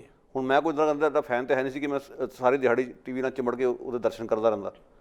ਥੋੜ੍ਹਾ ਬਹੁਤੇ ਜਿਹੜੇ ਟੁੱਟਵੇਂ ਸੀਨ ਵੇਖੇ, ਦ੍ਰਿਸ਼ ਵੇਖੇ ਆ, ਉਸ ਦੇ ਮੁਤਾਬਕ ਮੈਨੂੰ ਨਾ ਯਾਦ ਆ ਕਿ ਰਾਜੀਵ ਗਾਂਧੀ ਔਰ ਅਮਿਤਾਭ ਬੱਚਨ ਉੱਥੇ ਹਾਜ਼ਰ ਰਹੇ ਲਗਾਤਾਰ ਜਿੱਥੇ ਉਹਦੀ ਬੋਡੀ ਸੀਗੀ। ਔਰ ਉਹ ਨਾਰੇ ਮੈਂ ਖੁਦ ਟੀਵੀ ਦੇ ਲਾਉਂਦੇ ਲੋਕਾਂ ਨੂੰ ਸੁਣਿਆ, ਖੂਨ ਕਾ ਬਦਲਾ ਖੂਨ ਸੇ ਲੈਂਗੇ, ਜਿਹੜੇ ਲੋਕ ਆ ਰਹੇ ਨੇ ਔਰ ਨਾਰੇ ਲਾ ਰਹੇ ਨੇ। ਔਰ ਸਾਡੇ ਲਈ ਉਹ ਬੜੀ ਇੱਕ ਦਿਲ ਕਮਾਊ ਗੱਲ ਸੀ, ਜੋ ਨਾਰੇ ਲਾ ਰਹੇ ਨੇ ਨਫ਼ਰਤ ਭਰੇ ਹੋਏ, ਕੁਝ ਨਾ ਕੋਈ ਵੱਡਾ ਕਾਰਾ ਹੋਊਗਾ। ਪਰ ਮੈਂ ਇਮਾਨਦਾਰੀ ਨਾਲ ਕਹੂੰਗਾ ਕਿ ਮੈਂ ਅਮਿਤਾਭ ਬੱਚਨ ਨੂੰ ਨਾਰਾ ਲਾਉਂਦੇ ਮੈਂ ਨਹੀਂ ਸੁਣਿਆ, ਨਾ ਮੈਂ ਵੇਖਿਆ। ਪਰ ਜਿਹੜੇ ਗਵਾਹ ਜਿਨ੍ਹਾਂ ਨੇ ਉਸ ਘੜੀ ਉਸ ਪਲ ਉਹਨੂੰ ਵੇਖਿਆ ਸੁਣਿਆ ਹੋਊਗਾ, ਉਹਨਾਂ ਦੀ ਗੱਲ ਸੁਣੀ ਜਾਣੀ ਚਾਹੀਦੀ ਹੈ ਔਰ ਉਸ 'ਤੇ ਕਾਰਵਾਈ ਹੋਣੀ ਚਾਹੀਦੀ ਹੈ। ਉਹ ਕਾਰਵਾਈ ਕਿੱਦਾਂ ਹੋਊਗੀ ਕਿ ਪਹਿਲਾਂ ਤੁਸੀਂ ਉਹ ਰਿਕਾਰਡਿੰਗ ਕਢਾਓ ਜਿਸ ਵਿੱਚ ਪੂਰਾ ਦ੍ਰਿਸ਼ ਪ੍ਰਸਾਰਿਤ ਹੁੰਦਾ ਰਿਹਾ। ਤੁਸੀਂ ਹੈਰਾਨ ਹੋਗੇ ਜਾਣ ਕੇ ਗੁਰਿੰਦਰ ਸਿੰਘ ਜੀ, ਮੈਂ ਆਪਣੇ ਤੌਰ 'ਤੇ ਵੀ, ਸਾਡੇ ਪੱਤਰਕਾਰ ਸਾਥੀ ਹਰਤੋਸ਼ ਸਿੰਘ ਬੱਲ ਹੋਰਾਂ ਨੇ ਕੋਸ਼ਿਸ਼ ਕੀਤੀ ਦੂਰਦਰਸ਼ਨ ਤੋਂ ਉਸ ਪੂਰੇ ਲਾਈਵ ਪ੍ਰਸਾਰਣ ਦੀ ਰਿਕਾਰਡਿੰਗ ਲੈਣ ਦੀ, ਅਸੀਂ ਅੱਜ ਤੱਕ ਕਾਮਯਾਬ ਨਹੀਂ ਹੋ ਸਕੇ। ਕਮਾਲ ਹੈ। ਉਹ ਰਿਕਾਰਡਿੰਗ ਸਾਨੂੰ ਮਿਲਦੀ ਨਹੀਂ। ਹੁਣ ਇੱਕ ਰਿਕਾਰਡਿੰਗ ਤਾਂ ਬਾਹਰ ਆ ਚੁੱਕੀ ਹੈ, ਰਾਜੀਵ ਗਾਂਧੀ ਜਦੋਂ ਕਹਿੰਦਾ ਕਿ ਜਦੋਂ ਵੱਡਾ ਦਰਖਤ ਡਿੱਗਦਾ ਧਰਤੀ ਹਿਲਦੀ ਹੈ। ਉਹ ਰਿਕਾਰਡਿੰਗ ਅੱਜ ਵੀ ਕੋਈ ਕਿਸੇ ਕੋਲ ਜੇ ਪਈ ਹੋਵੇ, ਉਹ ਸਾਨੂੰ ਦੇਣੀ ਚਾਹੀਦੀ ਕਮਿਊਨਿਟੀ ਨੂੰ। ਹਾਂਜੀ, ਉਹ ਸਾਰੀ ਰਿਕਾਰਡਿੰਗ ਜੋ ਆਪਾਂ ਬਹਿ ਕੇ ਵੇਖਾਂਗੇ, ਇਸ ਗੱਲ ਦਾ ਨਿਤਾਰਾ ਤਾਂ ਹੋ ਜਾਊਗਾ ਕਿ ਅਮਿਤਾਭ ਬੱਚਨ ਨੇ ਨਾਰੇ ਲਾਏ ਸੀ ਜਾਂ ਨਹੀਂ ਸੀ ਲਾਏ। ਪਰ ਜੇ ਥੋੜ੍ਹੀ ਦੇਰ ਲਈ ਅਸੀਂ ਮੰਨ ਲਏ ਕਿ ਨਹੀਂ ਵੀ ਲਾਏ, ਤਾਂ ਵੀ ਅਮਿਤਾਭ ਬੱਚਨ ਦੀ ਕੰਪਲਿਸਿਟੀ ਤੇ ਜ਼ਿੰਮੇਵਾਰੀ ਬਣਦੀ ਹੈ ਕਿ ਤੇਰੀ ਹਾਜ਼ਰੀ 'ਚ ਨਾਰੇ ਲੱਗ ਰਹੇ ਸੀਗੇ ਤੇ ਤੂੰ ਕੀ ਸਟੈਂਡ ਲਿਆ ਉੱਥੇ? ਤੂੰ ਕੀ ਸਟੈਂਡ ਲਿਆ? ਤੈਨੂੰ ਸਮਝ ਨਹੀਂ ਆ ਰਹੀ ਕਿ ਗੱਲ ਕਿ ਜਿਹੜੇ ਨਾਰੇ ਲਾ ਰਹੇ ਦੇ ਮਤਲਬ ਕੀ ਨੇ ਇਸ ਗੱਲ ਦੇ? ਵੀ ਜੇ ਤੇਰੇ ਮਨ ਤੂੰ ਕਹਿੰਦਾ ਮੇਰੀ ਡਗਾਂ 'ਚ ਸਿੱਖਾਂ ਦਾ ਖੂਨ ਵੀ ਹੈ, ਤੇ ਤੈਨੂੰ ਇਸ ਗੱਲ ਦਾ ਕੋਈ ਅਹਿਸਾਸ ਨਹੀਂ ਕਿ ਸਿੱਖ ਭਾਈਚਾਰੇ ਨਾਲ ਕੀ ਹੋ ਰਿਹਾ ਸੀ ਆਲੇ ਦੁਆਲੇ? ਔਰ ਜੇ ਸਾਰੇ ਦੇਸ਼ ਨੇ ਖਬਰਾਂ ਪੜ੍ਹੀਆਂ, ਤੂੰ ਵੀ ਪੜ੍ਹੀਆਂ ਹੋਣਗੀਆਂ, ਤੂੰ ਕੀ ਕਰ ਲਿਆ ਉਹਨਾਂ ਗੱਲਾਂ ਦਾ? ਉਸ ਤੋਂ ਇਲਾਵਾ ਜਦੋਂ ਇਲੈਕਸ਼ਨ ਲੜਨ ਤੱਕ ਦਾ ਟਾਈਮ ਆਇਆ, ਕਿੰਨਾ ਵੱਡਾ ਟਾਈਮ ਪੀਰੀਅਡ ਰਿਹਾ ਹੋਊਗਾ। ਨਵੰਬਰ ਦੇ ਪਹਿਲੇ ਹਫ਼ਤੇ ਕਤਲੇਆਮ ਹੁੰਦਾ, ਦਸੰਬਰ ਦੇ ਅਖੀਰ ਜਾ ਕੇ ਚੋਣਾਂ ਹੁੰਦੀਆਂ, ਤੇ ਇਹ ਤਾਂ ਅਸੀਂ ਮੰਨ ਨਹੀਂ ਸਕਦੇ ਕਿ ਅਮਿਤਾਭ ਬੱਚਨ ਦੀ ਨੌਲੇਜ 'ਚ ਗੱਲ ਹੋਊਗੀ ਨਹੀਂ ਕਿ ਸਿੱਖ ਭਾਈਚਾਰੇ ਦਾ ਮਿਲ ਕੇ ਕਤਲੇਆਮ ਕੀਤਾ ਗਿਆ। ਔਰ ਫਿਰ ਤੈਨੂੰ ਜੇ ਕਾਂਗਰਸ ਪਾਰਟੀ ਟਿਕਟ ਦੇ ਰਹੀ ਆ, ਤੂੰ ਸੰਵਾਦ ਵੀ ਨਹੀਂ ਕੀਤਾ ਰਾਜੀਵ ਗਾਂਧੀ ਨਾਲ ਇਸ ਬਾਰੇ 'ਚ। ਜੇ ਕੀਤਾ ਹੁੰਦਾ ਤਾਂ ਲੋਕਾਂ ਨੂੰ ਦੱਸਦਾ। ਫਿਰ ਤੂੰ ਉਸ ਨਫ਼ਰਤ ਦੀ ਸਿਆਸਤ ਵਿੱਚੋਂ MP ਚੁਣ ਹੋ ਗਿਆ। ਸੋ ਉਸ ਕੰਪਲਿਸਿਟੀ ਤੋਂ, ਜ਼ਿੰਮੇਵਾਰੀ ਤੋਂ ਭੱਜ ਨਹੀਂ ਸਕਦਾ ਅਮਿਤਾਭ ਬੱਚਨ ਕਦੇ ਵੀ। ਉਸ ਦੇ ਲਈ ਉਸਨੂੰ ਜਵਾਬ ਦੇਣੇ ਪੈਣਗੇ, ਚਾਹੇ ਅੱਜ ਦੇਵੇ ਚਾਹੇ ਕੱਲ੍ਹ ਦੇਵੇ ਜੀ। ਇਹ ਤਾਂ ਗੱਲ ਕਲੀਅਰ ਆ। ਕੱਲ੍ਹ ਨੂੰ ਸਾਡੇ ਵਰਗੇ ਪੱਤਰਕਾਰ ਦੇ ਸਾਨੂੰ ਜੇ ਮੌਕਾ ਮਿਲਦਾ ਅਮਿਤਾਭ ਬੱਚਨ ਨੂੰ ਸਵਾਲ ਕਰਨ ਦਾ, ਸੁਭਾਵਿਕ ਤੌਰ 'ਤੇ ਸਵਾਲ ਪੁੱਛਾਂਗੇ। ਬਿਲਕੁਲ। ਔਰ ਸਵਾਲ ਅਸਲੇ ਪੁੱਛਾਂਗੇ ਵਾਰੀ-ਵਾਰੀ ਕਿ ਦੱਸੋ ਤੁਸੀਂ ਇਹ ਜੋ ਕੁਝ ਹੋ ਰਿਹਾ ਸੀਗਾ, ਤੁਹਾਡੀ ਕੀ ਪ੍ਰਤੀਕਿਰਿਆ ਸੀ, ਤੁਹਾਡਾ ਕੀ ਸਟੈਂਡ ਸੀਗਾ, ਤੁਸੀਂ ਕਿਉਂ ਸਟੈਂਡ ਨਹੀਂ ਲਿਆ, ਸਾਨੂੰ ਦੱਸੋ ਤਾਂ ਸਹੀ। ਪਰ ਉਹ ਸਵਾਲ ਮੀਡੀਆ ਨੇ ਤਾਂ ਕੀਤੇ ਨਹੀਂ ਕਦੇ ਉਸ ਨੂੰ ਅੱਜ ਤੱਕ, ਕਿਉਂਕਿ ਮੀਡੀਆ ਨੇ ਇਸ ਮੁੱਦੇ ਨੂੰ ਗੰਭੀਰਤਾ ਨਾਲ ਲਿਆ ਹੀ ਨਹੀਂ ਗਾ। ਅਫਸੋਸ ਦੀ ਗੱਲ ਹੈ ਕਿ 84 ਦੇ ਕਤਲੇਆਮ ਨੂੰ ਉਸ ਤਰੀਕੇ ਨਾਲ ਨਹੀਂ ਲਿਆ ਗਿਆ। ਔਰ ਫਿਰ ਦੇਖੋ, ਇਕੱਲੀ 84 ਦੀ ਗੱਲ ਨਹੀਂ ਹੈ, ਅਮਿਤਾਭ ਦਾ ਬਾਅਦ ਦਾ ਰੋਲ ਦੇਖੋ ਕੀ ਰਿਹਾ। 2002 ਦੇ ਕਤਲੇਆਮ ਦੇ ਬਾਵਜੂਦ ਨਰਿੰਦਰ ਮੋਦੀ ਨੇ ਉਹਨੂੰ ਸੱਦਿਆ, ਗੁਜਰਾਤ ਦਾ ਆਪਣਾ ਟੂਰਿਜ਼ਮ ਦਾ ਐਂਬੈਸਡਰ ਬਣਾਇਆ, ਔਰ ਇਹ ਐਂਬੈਸਡਰ ਬਣਿਆ। ਇਸਨੇ ਗੁਜਰਾਤ ਟੂਰਿਜ਼ਮ ਦਾ ਐਂਬੈਸਡਰ ਬਣ ਕੇ ਗੁਜਰਾਤ ਦੇ ਟੂਰਿਜ਼ਮ ਦੀ ਵਾਹਵਾ ਸ਼ਲਾਘਾ ਕੀਤੀ ਇਹਨੇ। ਕਦੇ ਇਸਨੇ ਮੋਦੀ ਨੂੰ ਸਵਾਲ ਕੀਤਾ ਕਿ 2002 'ਚ ਕਤਲੇਆਮ ਹੋਇਆ ਸੀ, ਤੇਰੀ ਭੂਮਿਕਾ ਕੀ ਸੀਗੀ? ਉਲਟ ਗੱਲ ਇਹ ਹੋਈ ਹੈ, 2004 ਦੇ ਵਿੱਚ ਇੱਕ ਫਿਲਮ ਆਈ ਸੀ, ਸ਼ਾਇਦ ਤੁਹਾਨੂੰ ਯਾਦ ਹੋਵੇ, ਦੇਵ, ਜਿਸ ਵਿੱਚ ਇਸਦੀ ਬੜੀ ਪੋਜ਼ਿਟਿਵ ਭੂਮਿਕਾ ਸੀ, ਇੱਕ ਇਹੋ ਜਿਹੇ ਪੁਲਿਸ ਵਾਲੇ ਦੀ ਜਿਸ ਨੂੰ ਬੜਾ ਦਰਦ ਹੈ ਇਸ ਗੱਲ ਦਾ ਕਿ ਮੁਸਲਮਾਨ ਭਾਈਚਾਰੇ ਦਾ ਕਤਲੇਆਮ ਹੋਇਆ। ਉਹ 2002 ਦੇ ਕਤਲੇਆਮ ਤੋਂ 2 ਸਾਲਾਂ ਬਾਅਦ ਆਉਂਦੀ ਫਿਲਮ ਜੀ। ਸਾਰੀ ਕਹਾਣੀ ਹੂ ਬਹੂ ਗੁਜਰਾਤ ਦੇ ਹਾਲਾਤ ਨਾਲ ਬਿਲਕੁਲ ਰਲਦੀ ਮਿਲਦੀ ਹੈ। ਉਸ ਵਿੱਚ ਅਮਿਤਾਭ ਬੱਚਨ ਪਿੱਟਦਾ, ਰੋਂਦਾ ਇੱਕ ਪਾਤਰ ਦੇ ਤੌਰ ਤੇ ਕਿ ਮੈਂ ਆਪਣੀ ਅੱਖੀਂ ਅੱਜ ਵੇਖ ਕੇ ਆਇਆ ਕਿਵੇਂ ਮਨੁੱਖ ਜਿਉਂਦੇ ਸਾੜੇ ਗਏ ਆ। ਉਹ ਜਿਉਂਦੇ ਸਾੜੇ ਤਾਂ 84 'ਚ ਵੀ ਗਏ ਸੀਗੇ। ਤੂੰ ਇੱਕ ਸੰਵੇਦਨਸ਼ੀਲ ਕਲਾਕਾਰ ਹੈ, ਤੈਨੂੰ ਸਾਰੀ ਗੱਲ ਦਾ ਪਤਾ। ਇਹ ਹੋ ਨਹੀਂ ਸਕਦਾ ਕਿ ਅਮਿਤਾਭ ਬੱਚਨ ਨੂੰ ਉਹਨਾਂ ਹਕੀਕਤ ਦਾ ਨਾ ਪਤਾ ਹੋਊਗਾ। ਇਹ ਇੱਕ ਨਾ ਜਿਹਨੂੰ ਕਹਿੰਦੇ ਕਿ ਇੱਕ ਜਿਹੜਾ ਕਹਿੰਦੇ ਕਿ ਇੱਕ ਖਾਸ ਕਿਸਮ ਦੀ ਇੱਕ ਜਿਹੜੀ ਚੁੱਪੀ ਆ, ਬਿਲਕੁਲ ਬੜੀ ਸਾਜ਼ਸ਼ੀ ਚੁੱਪ, ਇਹਨੂੰ ਤੋੜਨ ਦੀ ਲੋੜ ਆ। ਸੋ ਅਮਿਤਾਭ ਬੱਚਨ ਉੱਤੇ ਹਮੇਸ਼ਾ ਇਹ ਧੱਬਾ ਰਹੂਗਾ। ਚਾਹੇ ਅਮਿਤਾਭ ਬੱਚਨ, ਅਸੀਂ ਤਾਂ ਚਾਹੁੰਦੇ ਕਿ ਅਮਿਤਾਭ ਬੱਚਨ ਦੀ ਉਮਰ ਲੰਮੀ ਹੋਵੇ, ਮੈਂ ਚਾਹੁੰਦਾ ਉਹ ਸਿਹਤਯਾਬ ਹੋਵੇ, ਔਰ ਉਹਦਾ ਕਾਰਨ ਇਹ ਹੈ ਕਿ ਮੈਂ ਚਾਹੁੰਦਾ ਉਹ ਸਿਹਤਯਾਬ ਹੋਵੇ ਤਾਂ ਜੋ ਉਸਨੂੰ ਇਹਨਾਂ ਸਵਾਲਾਂ ਦੇ ਕਿਸੇ ਦਿਨ ਉੱਤਰ ਦੇਣੇ ਪੈਣ। ਮੇਰੀ ਇੱਛਾ ਹੈ ਕਿ ਉਸ ਦੇ ਖਿਲਾਫ ਮੁਕੱਦਮਾ ਚਲਾਇਆ ਜਾਵੇ, ਉਸਨੂੰ ਕਟਹਿਰੇ 'ਚ ਖੜਾ ਕੇ ਸਵਾਲ ਪੁੱਛੇ ਜਾਣ। ਗੁਰਪ੍ਰੀਤ ਸਿੰਘ ਜੀ, ਜਿੱਥੇ ਇਹ ਗੱਲ ਆਮ ਕਈ ਵਾਰੀ ਬੰਦੇ ਸੋਚਦੇ ਆ ਕਿ ਅਮਿਤਾਭ ਬੱਚਨ ਦੇ ਕਰੋਨਾ ਪੋਜ਼ਿਟਿਵ ਨੂੰ ਲੈ ਕੇ ਅੱਜ ਨੈਸ਼ਨਲ ਮੀਡੀਆ, ਇੰਟਰਨੈਸ਼ਨਲ ਮੀਡੀਆ ਉਹ ਅਜੀਬ ਕਿਸਮ ਦੀ ਚਰਚਾ ਛਿੜ ਰਿਹਾ, ਉਸ ਮੌਕੇ 'ਤੇ ਇਹ ਗੱਲ ਵੀ ਪੈਰਲਲ ਖੜੀ ਕਰਨੀ ਕਿ ਜੇ ਚਰਚਾ ਛਿੜੀ ਗਈ ਹੈ, ਜੇ ਉਸ ਦੀ ਪਬਲਿਸਿਟੀ ਦੀ ਗੱਲ ਸ਼ੁਰੂ ਹੋ ਹੀ ਗਈ ਹੈ, ਤਾਂ ਫਿਰ ਸਾਰੀ ਹੀ ਗੱਲ ਕਰ ਲਓ, ਤਾਂ ਸਾਰਾ ਹੀ ਨਿਤਾਰਾ ਕਰ ਲਓ ਕਿ ਕੀ ਹੋਇਆ। ਜੇ ਤੁਸੀਂ ਉਸ ਦੀ ਮਸ਼ਹੂਰ ਪਬਲਿਸਿਟੀ ਦੀ, ਉਸ ਦੇ ਫਿਲਮ ਦੇ ਤੌਰ 'ਤੇ, ਅੰਬੈਸਡਰ ਦੇ ਤੌਰ 'ਤੇ, ਮਸ਼ਹੂਰ ਵਿਅਕਤੀ ਦੇ ਤੌਰ 'ਤੇ ਗੱਲ ਕਰਦੇ ਹੋ, ਤਾਂ ਨਾਲ ਇਹਦੀ ਵੀ ਕਰ ਲਓ। ਜਾਂ ਤਾਂ ਕੋਈ ਗੱਲ ਨਾ ਹੁੰਦੀ, ਆਮ ਕਰੋਨਾ ਦੇ ਪੀੜਤ ਵਾਂਗ ਅਮਿਤਾਭ ਬੱਚਨ ਦੀ ਗੱਲ ਹੁੰਦੀ ਤਾਂ ਨਾਰਮਲ ਸੀ। ਜੇ ਅੱਜ ਉਸ ਨੂੰ ਇਸਟੈਬਲਿਸ਼ ਕੀਤਾ ਤਾਂ ਇਸਟੈਬਲਿਸ਼ਮੈਂਟ ਦੇ ਹਿੱਸੇ ਦੇ ਤੌਰ 'ਤੇ ਉਹਦੀ ਗੱਲ ਕਰਨੀ ਬਣਦੀ ਹੈ। ਅਤੇ ਜਿਹੜੇ ਜਜ਼ਬੇ ਤੁਸੀਂ ਸਾਂਝੇ ਕੀਤੇ ਨੇ, ਬਜ਼ਾਤੇ ਖੁਦ ਅਸੀਂ ਮਹਿਸੂਸ ਕਰਦੇ ਹਾਂ ਕਿ ਇਹ ਗੱਲਾਂ ਦੇ ਵਿੱਚ ਉਸ ਨੇ ਚੁੱਪ ਧਾਰ ਕੇ ਨਾ ਸਿਰਫ ਸਥਾਪਤੀ ਦਾ ਸਾਥ ਦਿੱਤਾ, ਬਲਕਿ ਪੀੜਤਾਂ ਦੇ ਖਿਲਾਫ ਵੀ ਭੂਮਿਕਾ ਨਿਭਾਈ ਹੈ। ਇਸੇ ਹੀ ਸਮੇਂ ਇੱਕ ਹੋਰ ਵਿਅਕਤੀ ਜਿਹੜਾ ਅੱਜ ਪੂਰਾ ਨੈਸ਼ਨਲ ਮੁੱਦਿਆਂ 'ਤੇ ਜਿਹੜਾ ਹੈ ਬੜਾ ਚਰਚਿਤ ਬਣਿਆ, ਅਤੇ ਉਹਨੇ ਹਮੇਸ਼ਾ ਇਸ ਸਥਾਪਤੀ ਨੂੰ ਵਾਰ-ਵਾਰ ਜਿਹੜਾ ਹੈ ਉਹਨਾਂ ਦੇ ਸੋਲੇ ਗਾਏ ਨੇ। ਜਦੋਂ ਥਾਲੀਆਂ ਦੀ ਗੱਲ ਅਸੀਂ ਕਰਦੇ ਹਾਂ, ਖੜਕਾਉਣ ਦੀ ਗੱਲ ਕਰਦੇ ਹਾਂ, ਮੋਮਬੱਤੀਆਂ ਜਗਾਉਣ ਦੀ ਗੱਲ ਕਰਦੇ ਹਾਂ, ਟੱਲੀਆਂ ਵਜਾਉਣ ਦੀ ਗੱਲ ਕਰਦੇ ਹਾਂ, ਤਾਂ ਸੋਸ਼ਲ ਮੀਡੀਆ 'ਤੇ ਨਿੱਤ ਆਏ ਦਿਨ ਟੱਲੀ ਫੜ ਕੇ ਉਹ ਖੜਕਾਉਣ ਲੱਗ ਜਾਂਦਾ ਸੀ। ਜਦੋਂ ਕਿ ਟੱਲੀਆਂ ਦੇ ਨਾਲ ਕੁਛ ਨਹੀਂ ਸੀ ਬਣਨਾ ਸਭ ਡਾਕਟਰਾਂ ਦੀ ਮਿਹਰਬਾਨੀ ਤੇ ਮਿਹਨਤ ਦੇ ਨਾਲ ਸੀ। ਕਰੋਨਾ ਦੇ ਲਈ ਟੀਕਾ ਲੱਭਣ ਦੀ ਥਾਂ 'ਤੇ ਇਹ ਟੱਲੀਆਂ ਲੱਭ ਰਹੇ ਆ। ਅਤੇ ਉਸ ਵਿਅਕਤੀ ਨੂੰ ਬੜਾ ਚਰਚਿਤ ਕਲਾਕਾਰ ਵੀ ਮੰਨਿਆ ਜਾਂਦਾ, ਜਿਸ ਦਾ ਨਾਂ ਅਨੁਪਮ ਖੇਰ ਹੈ। ਅੱਜ ਤਾਜ਼ਾ ਮਿਸਾਲਾਂ ਉਸ ਦੇ ਉੱਪਰ ਕੇਂਦਰਿਤ ਨੇ। ਉਸ ਨੇ ਅੱਜ ਟਵੀਟ ਕੀਤਾ ਹੈ ਕਿ ਮੇਰੇ ਪਰਿਵਾਰ ਦੇ ਮੈਂਬਰ ਜਿਹੜੇ ਆ ਕਰੋਨਾ ਤੋਂ ਪੀੜਤ ਨੇ। ਅਸੀਂ ਫਿਰ ਦੁਆ ਕਰਦੇ ਹਾਂ ਤੰਦਰੁਸਤ ਹੋਣ, ਕਿਉਂ ਕਿਸੇ ਦੀ ਮਾਂ ਜਿਹੜੀ ਹੈ ਇਸ ਦੇ ਪ੍ਰਭਾਵ ਦੇ ਕਾਰਨ ਅਜਾਈ ਜਾਏ। ਪਰ ਜਦੋਂ ਇਹ ਇਸਟੈਬਲਿਸ਼ਮੈਂਟ ਲੋਕਾਂ ਨੂੰ ਗੁੰਮਰਾਹ ਕਰ ਰਹੀ ਹੈ, ਵਹਿਮਾਂ ਭਰਮਾਂ ਦੇ ਵਿੱਚ ਫਸਾ ਰਹੀ ਹੈ, ਉਸ ਵੇਲੇ ਤੁਸੀਂ ਕੀ ਭੂਮਿਕਾ ਨਿਭਾ ਰਹੇ ਹੋ? ਪਹਿਲੀ ਗੱਲ ਤਾਂ ਜਿਹੜਾ ਅਮਿਤਾਭ ਬੱਚਨ ਦੀ ਥੋੜੀ ਜਿਹੀ ਗੱਲ ਹੋਰ ਕਰ ਲਈਏ ਜੀ, ਕਿ ਜਿਹੜਾ ਦੇਖੋ ਜਿਹੜਾ ਗੁਜਰਾਤ ਦਾ ਕਤਲੇਆਮ ਦੀ ਮੈਂ ਤਾਂ ਜ਼ਿਕਰ ਕੀਤਾ ਸੀਗਾ ਕਿਉਂਕਿ ਇੱਕ ਦੋ ਲੋਕਾਂ ਨੇ ਮੇਰੇ ਨਾਲ ਸੰਵਾਦ ਪਹਿਲਾਂ ਵੀ ਕੀਤਾ ਸੀ ਕਿ ਅਮਿਤਾਭ ਬੱਚਨ ਤਾਂ ਇੱਕ ਅਭਿਨੇਤਾ, ਤੁਸੀਂ ਇਹ ਸਿਆਸੀ ਗੱਲਾਂ ਕਿਉਂ ਕਰਦੇ ਹੋ? ਮਾਫ ਕਰਨਾ, ਅਮਿਤਾਭ ਬੱਚਨ ਇਕੱਲਾ ਅਭਿਨੇਤਾ ਨਹੀਂ ਹੈ, ਉਹ ਨੇਤਾ ਵੀ ਹੈ ਕਿਉਂਕਿ MP ਰਹਿ ਚੁੱਕਾ ਕਾਂਗਰਸ ਪਾਰਟੀ ਦਾ ਜੀ, ਔਰ ਇਕੱਲਾ ਉੱਥੇ ਨਹੀਂ, ਸਮਾਜਵਾਦੀ ਪਾਰਟੀ 'ਚ ਵੀ ਜਾ ਵੜਿਆ ਸੀ ਇੱਕ ਵਾਰੀ। ਬਿਲਕੁਲ, ਅਮਰ ਸਿੰਘ ਨਾਲ ਤੇ ਜੇ ਤੁਸੀਂ ਬਾਰ-ਬਾਰ ਸਿਆਸੀ ਪੈਂਤੜੇਬਾਜ਼ੀ ਕਰਦੇ ਰਹੇ ਹੋ, ਰਾਜ ਸਭਾ ਦੀ ਮੈਂਬਰਸ਼ਿਪ ਤੇਰੀ ਘਰ ਵਾਲੇ ਨੂੰ ਮਿਲਦੀ ਰਹੀ ਆ, ਕਿਉਂ ਨਾ ਸਿਆਸੀ ਗੱਲ ਕਰੀਏ ਆਪਾਂ? ਔਰ ਜੇ ਤੂੰ ਐਂਬੈਸਡਰ ਬਣ ਗਿਆ ਸੀ ਗੁਜਰਾਤ ਦਾ, ਗੁਜਰਾਤ 'ਚ ਐਡਾ ਵੱਡਾ ਕਤਲੇਆਮ ਹੋਇਆ, ਅਸੀਂ ਕਿਉਂ ਨਾ ਸਵਾਲ ਕਰੀਏ? ਜੇ ਸਿਰਫ ਫਿਲਮੀ ਪਰਦੇ ਤੇ ਤੁਸੀਂ ਆਪਣਾ ਜੋਸ਼ ਵਿਖਾਉਣਾ ਲੋਕਾਂ ਨੂੰ ਕਿ ਮੈਂ ਬਹੁਤ ਮਤਲਬ 10 15 20 ਜਿਹੜੇ ਗੁੰਡੇ ਬਦਮਾਸ਼ ਮੈਂ ਉਹਨਾਂ ਨੂੰ ਭੰਨ ਸੁੱਟੂਗਾ, ਤੇ ਜਦੋਂ ਸਿਆਸੀ ਲੀਡਰ ਸਾਹਮਣੇ ਆਉਂਦੇ ਤੂੰ ਉੱਥੇ ਆਪਣਾ ਤੇਰੇ ਪੱਲੇ ਕੁਝ ਨਹੀਂ ਰਹਿੰਦਾ। ਹੁਣ ਇਹਦੇ ਵਿੱਚ ਦੇਖਣ ਵਾਲੀ ਗੱਲ ਹੈ ਕਿ ਜੋਤੀ ਬਾਸੂ, ਜਿਨ੍ਹਾਂ ਦਿਨਾਂ 'ਚ ਜੋਤੀ ਬਾਸੂ ਅਖੀਰਲਾ ਸਾਹ ਲੈ ਰਹੇ ਸੀ, ਮੈਂ ਜਿਹੜੀ ਆਪਣੀ ਅੱਖੀ ਗੱਲ ਵੇਖੀ ਹੈ 2010 ਦੇ ਵਿੱਚ ਜਨਵਰੀ ਦਾ ਮਹੀਨਾ ਸੀਗਾ, ਜੋਤੀ ਬਾਸੂ ਅਖੀਰਲੇ ਸਾਹਾਂ ਤੇ ਸੀ, ਜਿਹੜੇ ਹਸਪਤਾਲ 'ਚ ਜ਼ੇਰੇ ਇਲਾਜ ਸੀ ਕਲਕੱਤੇ, ਉਹਨਾਂ ਦਿਨਾਂ 'ਚ ਮੈਂ ਕਲਕੱਤੇ ਸੀ ਤੇ ਮੇਰੀ ਇੱਛਾ ਜਾਗੀ ਕਿ ਮੈਂ ਜਾ ਕੇ ਉਸ ਵਿਅਕਤੀ ਨੂੰ ਮਿਲ ਕੇ ਆਵਾਂ। ਜੀ, ਮਿਲਣਾ ਤਾਂ ਸੰਭਵ ਨਹੀਂ ਸੀਗਾ ਪਰ ਮੈਂ ਕਿਹਾ ਚਲੋ ਵੇਖ ਲਈਏ। ਉੱਥੇ ਮੈਂ ਗਿਆ, ਸਿੱਖ ਭਾਈਚਾਰੇ ਦੇ ਲੋਕ ਬੜੀ ਵੱਡੀ ਗਿਣਤੀ 'ਚ ਆਏ ਹੋਏ, ਉਹਨਾਂ ਨੇ ਗੁਰਦੁਆਰੇ 'ਚ ਅਰਦਾਸਾਂ ਵੀ ਕੀਤੀਆਂ ਕਿ ਸਿਹਤਯਾਬ ਹੋਣ, ਕਿਉਂਕਿ 84 ਦੇ ਕਤਲੇਆਮ ਵੇਲੇ ਜੋਤੀ ਬਾਸੂ ਨੇ ਬਹੁਤ ਵਧੀਆ ਰੋਲ ਅਦਾ ਕੀਤਾ ਸੀ। ਉੱਥੇ ਅਮਿਤਾਭ ਬੱਚਨ ਵੀ ਉਸ ਨੂੰ ਮਿਲਣ ਆਇਆ, ਔਰ ਵਿਡੰਬਣਾ ਇਹ ਸੀ ਕਿ ਅਮਿਤਾਭ ਬੱਚਨ ਆਇਆ ਤੇ ਕਈ ਲੋਕ ਉੱਥੇ ਪਹੁੰਚੇ ਆਪਣੇ ਸੈੱਲਫੋਨ ਲੈ ਕੇ, ਉਦੋਂ ਆਈਫੋਨ ਨਹੀਂ ਸੀ ਆਏ ਹੋਏ, ਉਹਦੀਆਂ ਫੋਟੋਆਂ ਖਿੱਚਣ ਲੱਗ ਪਏ। ਮੇਰੇ ਸਾਹਮਣੇ ਜੋ ਲੰਘ ਕੇ ਗਿਆ ਤੇ ਮੇਰੇ ਪਿੱਛੇ ਜਿਹੜੇ ਲੋਕ ਖੜੇ ਸੀ ਉਹ ਮੈਨੂੰ ਕਹਿਣ ਤੁਸੀਂ ਪਿੱਛੇ ਹੋ ਜਾਓ, ਸਾਡੀ ਫੋਟੋ ਖਰਾਬ ਹੁੰਦੀ। ਮੈਂ ਸੋਚਦਾ ਸੀ ਕਿ ਵੀ ਵਿਡੰਬਣਾ ਵੇਖੋ ਕਿ ਜਿਹੜਾ ਅਸਲ ਨਾਇਕ ਹੈ ਬਿਲਕੁਲ ਉਹ ਤਾਂ ਅੰਦਰ ਅਖੀਰਲੇ ਸਾਹ ਲੈ ਰਿਹਾ, ਤੇ ਜਿਹੜਾ ਇਹ ਜਾਲੀ ਨਾਇਕ ਹੈ ਜਿਹੜਾ 84 ਵੇਲੇ ਦੂਜੇ ਪਾਸੇ ਖਲੋਤਾ ਸੀ, ਇਹ ਅੱਜ ਆਇਆ ਉਹਦਾ ਹਾਲ ਚਾਲ ਪੁੱਛਣ ਲਈ, ਤੇ ਲੋਕ ਤਸਵੀਰਾਂ ਆਉਂਦੀਆਂ ਲੈ ਰਹੇ। ਦੇਖੋ ਕਮਾਲ ਹੈ। ਤੁਹਾਡੇ ਆਪਣੇ ਸੂਬੇ ਦਾ ਮੁੱਖ ਮੰਤਰੀ ਰਿਹਾ ਹੋਵੇ ਇੰਨਾ ਚਿਰ, ਜਿਸਨੇ ਕਤਲੇਆਮ ਵੇਲੇ ਇੱਕ ਵਧੀਆ ਰੋਲ ਅਦਾ ਕੀਤਾ, ਉਹ ਤੁਹਾਨੂੰ ਵਿਸਰ ਗਿਆ। ਤੁਹਾਨੂੰ ਅਮਿਤਾਭ ਬੱਚਨ ਜਿਹੜਾ ਬੜਾ ਵੱਡਾ ਸਟਾਰ ਲੱਗਦਾ, ਇੱਕ ਬਿਮਾਰੀ ਹੈ, ਮਾਨਸਿਕ ਬਿਮਾਰੀ, ਕਿਉਂਕਿ ਸਿਰਫ ਉਸ ਨੂੰ ਸਟਾਰ ਦੇ ਵਜੋਂ ਵੇਖਿਆ ਜਾ ਰਿਹਾ। ਅਮਿਤਾਭ ਬੱਚਨ ਨੂੰ ਸਵਾਲ ਕਰਨੇ ਬਣਦੇ ਹੈ ਕਿ ਜੇ ਤੂੰ ਸਿਆਸਤ 'ਚ ਮੂੰਹ ਮਾਰਦਾ ਰਿਹਾ ਉਸ ਖੁਰਲੀ ਦੇ ਵਿੱਚ, ਤੈਨੂੰ ਉਹਨਾਂ ਸਵਾਲਾਂ ਦੇ ਜਵਾਬ ਅੱਜ ਭਲਕ ਦੇਣੇ ਪੈਣਗੇ। ਰਹੀ ਗੱਲ ਅਨੁਪਮ ਖੇਰ ਦੀ ਤੇ ਇਹਦੀ, ਇੱਕ ਗੱਲ ਜਿਹੜੀ ਸਾਂਝੀ ਇਹਨਾਂ ਲੋਕਾਂ ਦੀ, ਇਹ ਜਿਹੜਾ ਮੋਦੀ ਨੇ ਪ੍ਰਚਾਰ ਕੀਤਾ ਸੀ ਜਾਂ ਉਸਦੇ ਬੰਦਿਆਂ ਨੇ ਕਿ ਥਾਲ ਖੜਕਾਓ, ਟੱਲ ਵਜਾਓ, ਇਹ ਵੀ ਇਹ ਕੁਝ ਕਰਦੇ ਰਹੇ। ਬਿਲਕੁਲ ਉਸ ਸਾਰੀ ਗੱਲ ਨੂੰ ਇਹਨਾਂ ਨੇ ਜਿਹਨੂੰ ਕਹਿੰਦੇ ਆ ਜਸਟੀਫਾਈ ਕੀਤਾ, ਉਸ ਦੀ ਪ੍ਰੋੜਤਾ ਕੀਤੀ ਇਹਨਾਂ ਨੇ। ਇਹ ਬਰਾਬਰ ਦੇ ਸ਼ਰੀਕ ਨੇ, ਬਰਾਬਰ ਦੇ ਕਸੂਰਵਾਰ ਨੇ। ਅੰਧ ਵਿਸ਼ਵਾਸ ਨੂੰ ਇਹ ਖੁਦ ਫੈਲਾਉਂਦੇ ਰਹੇ। ਅਮਿਤਾਭ ਬੱਚਨ ਨੇ ਤਾਂ ਆਪਣੀ ਨੂੰਹ ਦਾ ਪਹਿਲਾਂ ਵਿਆਹ ਪਿੱਪਲ ਦੇ ਰੁੱਖ ਨਾਲ ਵੀ ਕਰਾਇਆ ਸੀਗਾ। ਇਹੋ ਜਿਹੇ ਅੰਧ ਵਿਸ਼ਵਾਸੀ ਕਿਸਮ ਦੇ ਸੱਜਣ ਨੇ ਉਹ। ਸੋ ਇਹ ਲੋਕ ਸੋਚਣ ਕਿ ਇਹ ਲੋਕ ਜਿਹੜੇ ਲੋਕਾਂ ਨੂੰ ਗੁੰਮਰਾਹ ਕਰਨ ਜਿਹੜਾ ਮਾਹੌਲ ਅੱਜ ਪੈਦਾ ਹੋਇਆ, ਉਸ ਵਿੱਚ ਇਹ ਕਿੰਨੇ ਕਸੂਰਵਾਰ ਨੇ। ਔਰ ਫਿਰਕਾ ਪ੍ਰਸਤੀ ਜਿਹੜੀ ਹੋਈ ਉਸ ਦੇ ਬਾਰੇ ਜਿਹੜਾ ਪਾਸਾ ਵੱਟ ਲਿਆ ਗਿਆ, ਉਹਦੇ ਲਈ ਤਾਂ ਸਦਾ ਹੀ ਜਵਾਬ ਦੇ ਰਹਿਣਗੇ। ਇਹ ਲੋਕਾਂ ਨੂੰ ਸੋਚਣਾ ਪੈਣਾ। ਤੁਸੀਂ ਆਮ ਜਨਤਾ ਦੀ ਗੱਲ ਕੀਤੀ ਹੈ ਗੁਰਪ੍ਰੀਤ ਸਿੰਘ ਜੀ, ਮੈਂ ਇਹ ਗੱਲ ਤੇ ਬੜਾ ਕਈ ਵਾਰੀ ਸੋਚਦਾ ਕਿ ਘਰੇ ਤਾਂ ਰੋਟੀ ਨਹੀਂ ਪੱਕਦੀ ਹੁੰਦੀ, ਭੁੱਖੇ ਮਰਦੇ ਹੁੰਦੇ। ਜੇ ਪਤਾ ਲੱਗੇ ਕਿ ਇਹੋ ਜਿਹਾ ਮਸ਼ਹੂਰ ਜਿਹੜਾ ਕੋਈ ਅਭਿਨੇਤਾ ਜਾਂ ਕੋਈ ਹੋਰ ਆਇਆ, ਤਾਂ ਉਸ ਦੇ ਲਈ ਉਹ ਸਾਰੇ ਦੇ ਸਾਰੇ ਜਿਸ ਕਿਸਮ ਦਾ ਜਿਹੜਾ ਉਹਨਾਂ ਦੇ ਅੰਦਰ ਉਹਨਾਂ ਉਤਸ਼ਾਹ ਦੇਖਣ ਨੂੰ ਮਿਲਦਾ, ਉਹ ਬੜਾ ਅਜੀਬ ਕਿਸਮ ਦਾ। ਉਹਦੇ ਦੋ ਕਾਰਨ ਮੈਂ ਸੋਚਦਾ ਸੀ। ਇੱਕ ਤਾਂ ਇਹ ਹੈ ਕਿ ਉਹਨਾਂ ਨੂੰ ਕਦੇ ਜਾਗਰੂਕ ਹੀ ਨਹੀਂ ਕੀਤਾ ਗਿਆ, ਉਹਨਾਂ ਨੂੰ ਐਜੂਕੇਟ ਹੀ ਨਹੀਂ ਕੀਤਾ ਗਿਆ, ਉਹਨਾਂ ਨੂੰ ਇਸ ਕਾਬਲ ਬਣਾਇਆ ਹੀ ਨਹੀਂ ਗਿਆ ਕਿ ਤੁਸੀਂ ਇਹ ਜਿਹੜਾ ਅੱਜ ਜੇ ਵਿਅਕਤੀ ਆਇਆ ਇਹ ਨਹੀਂ ਅਸਲ ਨਾਇਕ।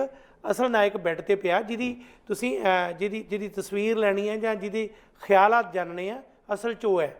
ਪਰ ਇਹ ਜਿਹੜੀ ਮੌਬ ਦੀ ਜਿਹੜੀ ਭੀੜ ਤੰਤਰ ਦੀ ਜਿਹੜੀ ਸੋਚ ਹੈ, ਉਹ ਸੋਚ ਵੀ ਅੱਜ ਦੇਸ਼ ਦੇ ਵਿੱਚ ਭਾਰੂ ਹੈ। ਹੁਣ ਕਰੋਨਾ ਦੀ ਗੱਲ ਜਦੋਂ ਕਰਦੇ ਹਾਂ, ਮਿਸਾਲ ਬਣੀ, ਤਸਵੀਰਾਂ ਸਾਡੇ ਕੋਲ ਨੇ ਕਿ ਅਮਿਤਾਭ ਬੱਚਨ ਦਾ ਸਾਰਾ ਪਰਿਵਾਰ, ਲੈ ਐਸ਼ਵਰਿਆ ਰਾਏ, ਸਾਰੇ ਥਾੜੀਆਂ ਖੜਕਾ ਰਹੇ ਨੇ, ਟੱਲੀਆਂ ਖੜਕਾ ਰਹੇ ਨੇ।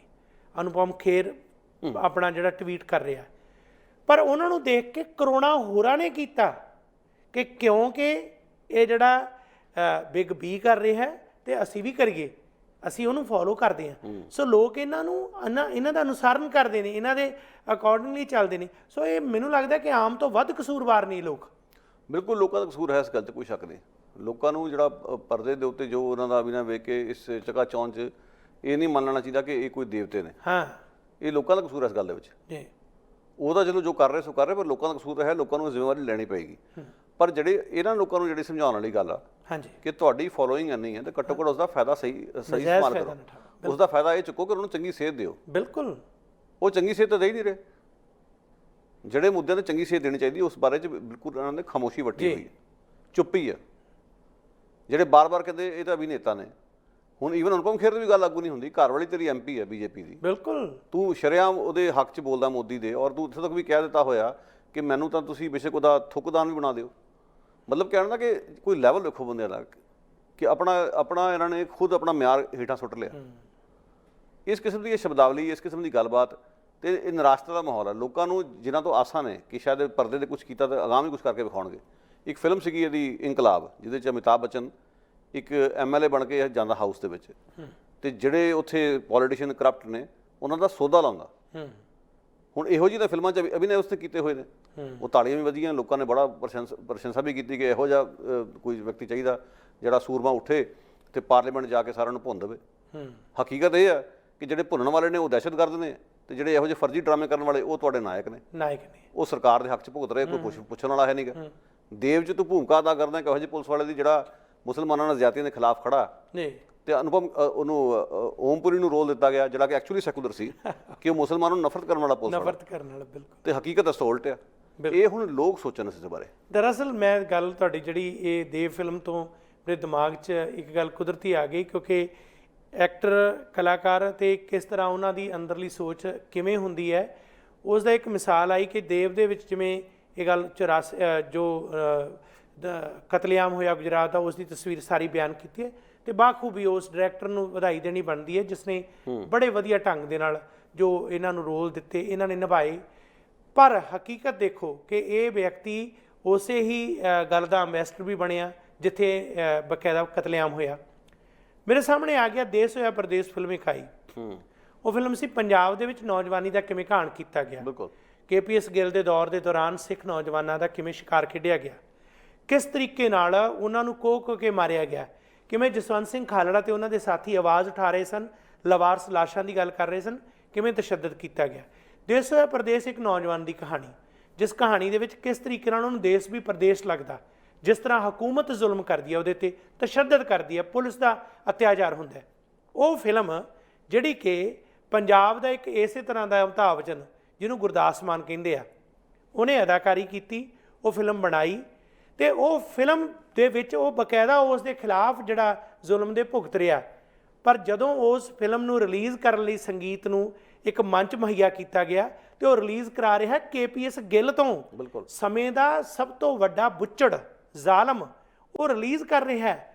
ਦੇਖੋ ਕਮਾਲ ਦੀ ਗੱਲ ਹੈ ਕਿ ਰਿਲੀਜ਼ ਕਰ ਰਿਹਾ KPS ਗਿੱਲ ਤੇ ਬਣਾਈ ਫਿਲਮ ਦੇਸ਼ ਹੋਇਆ ਪਰਦੇਸ। ਕਿਤੇ ਇਹ ਤਾਂ ਨਹੀਂ ਗੱਲ ਕਿ ਲੋਕਾਂ ਦੇ ਅੱਖਾਂ 'ਚ ਘੱਟਾ ਪਾਉਣ ਦੇ ਲਈ ਕਿ ਮੈਂ ਇਸ ਤਰ੍ਹਾਂ ਦਾ ਅਭਿਨੇਤਾ, ਇਸ ਤਰ੍ਹਾਂ ਦੀ ਐਕਟਿੰਗ ਕਰਦਾ, ਪਰ ਅਸਲ ਜੀਵਨ ਜਿਹੜਾ ਹੈ ਉਹਦਾ ਕੀ ਹੈ, ਕਿਉਂਕਿ ਉਹ ਤਾਂ ਫਿਲਮ ਹੈ। ਐਕਚੁਅਲ ਉਹ KPS ਗਿੱਲ ਦੇ ਨਾਲ ਜੁੜਿਆ ਹੋਇਆ, ਸਥਾਪਤੀ ਦਾ ਹਿੱਸਾ ਬਣਿਆ ਹੋਇਆ, ਜ਼ੁਬਾਨ ਨੂੰ ਉਹ ਮਾਸੀ ਮਾਂ ਦੇ ਝਗੜੇ 'ਚ ਪਾ ਕੇ ਉਲਝਾ ਰਿਹਾ ਤੇ ਦੇਸ਼ ਨੂੰ ਇੱਕ ਰਾਸ਼ਟਰ ਇੱਕ ਬੋਲੀ ਦੇ ਨਾਂ ਦਰੜ ਰਿਹਾ।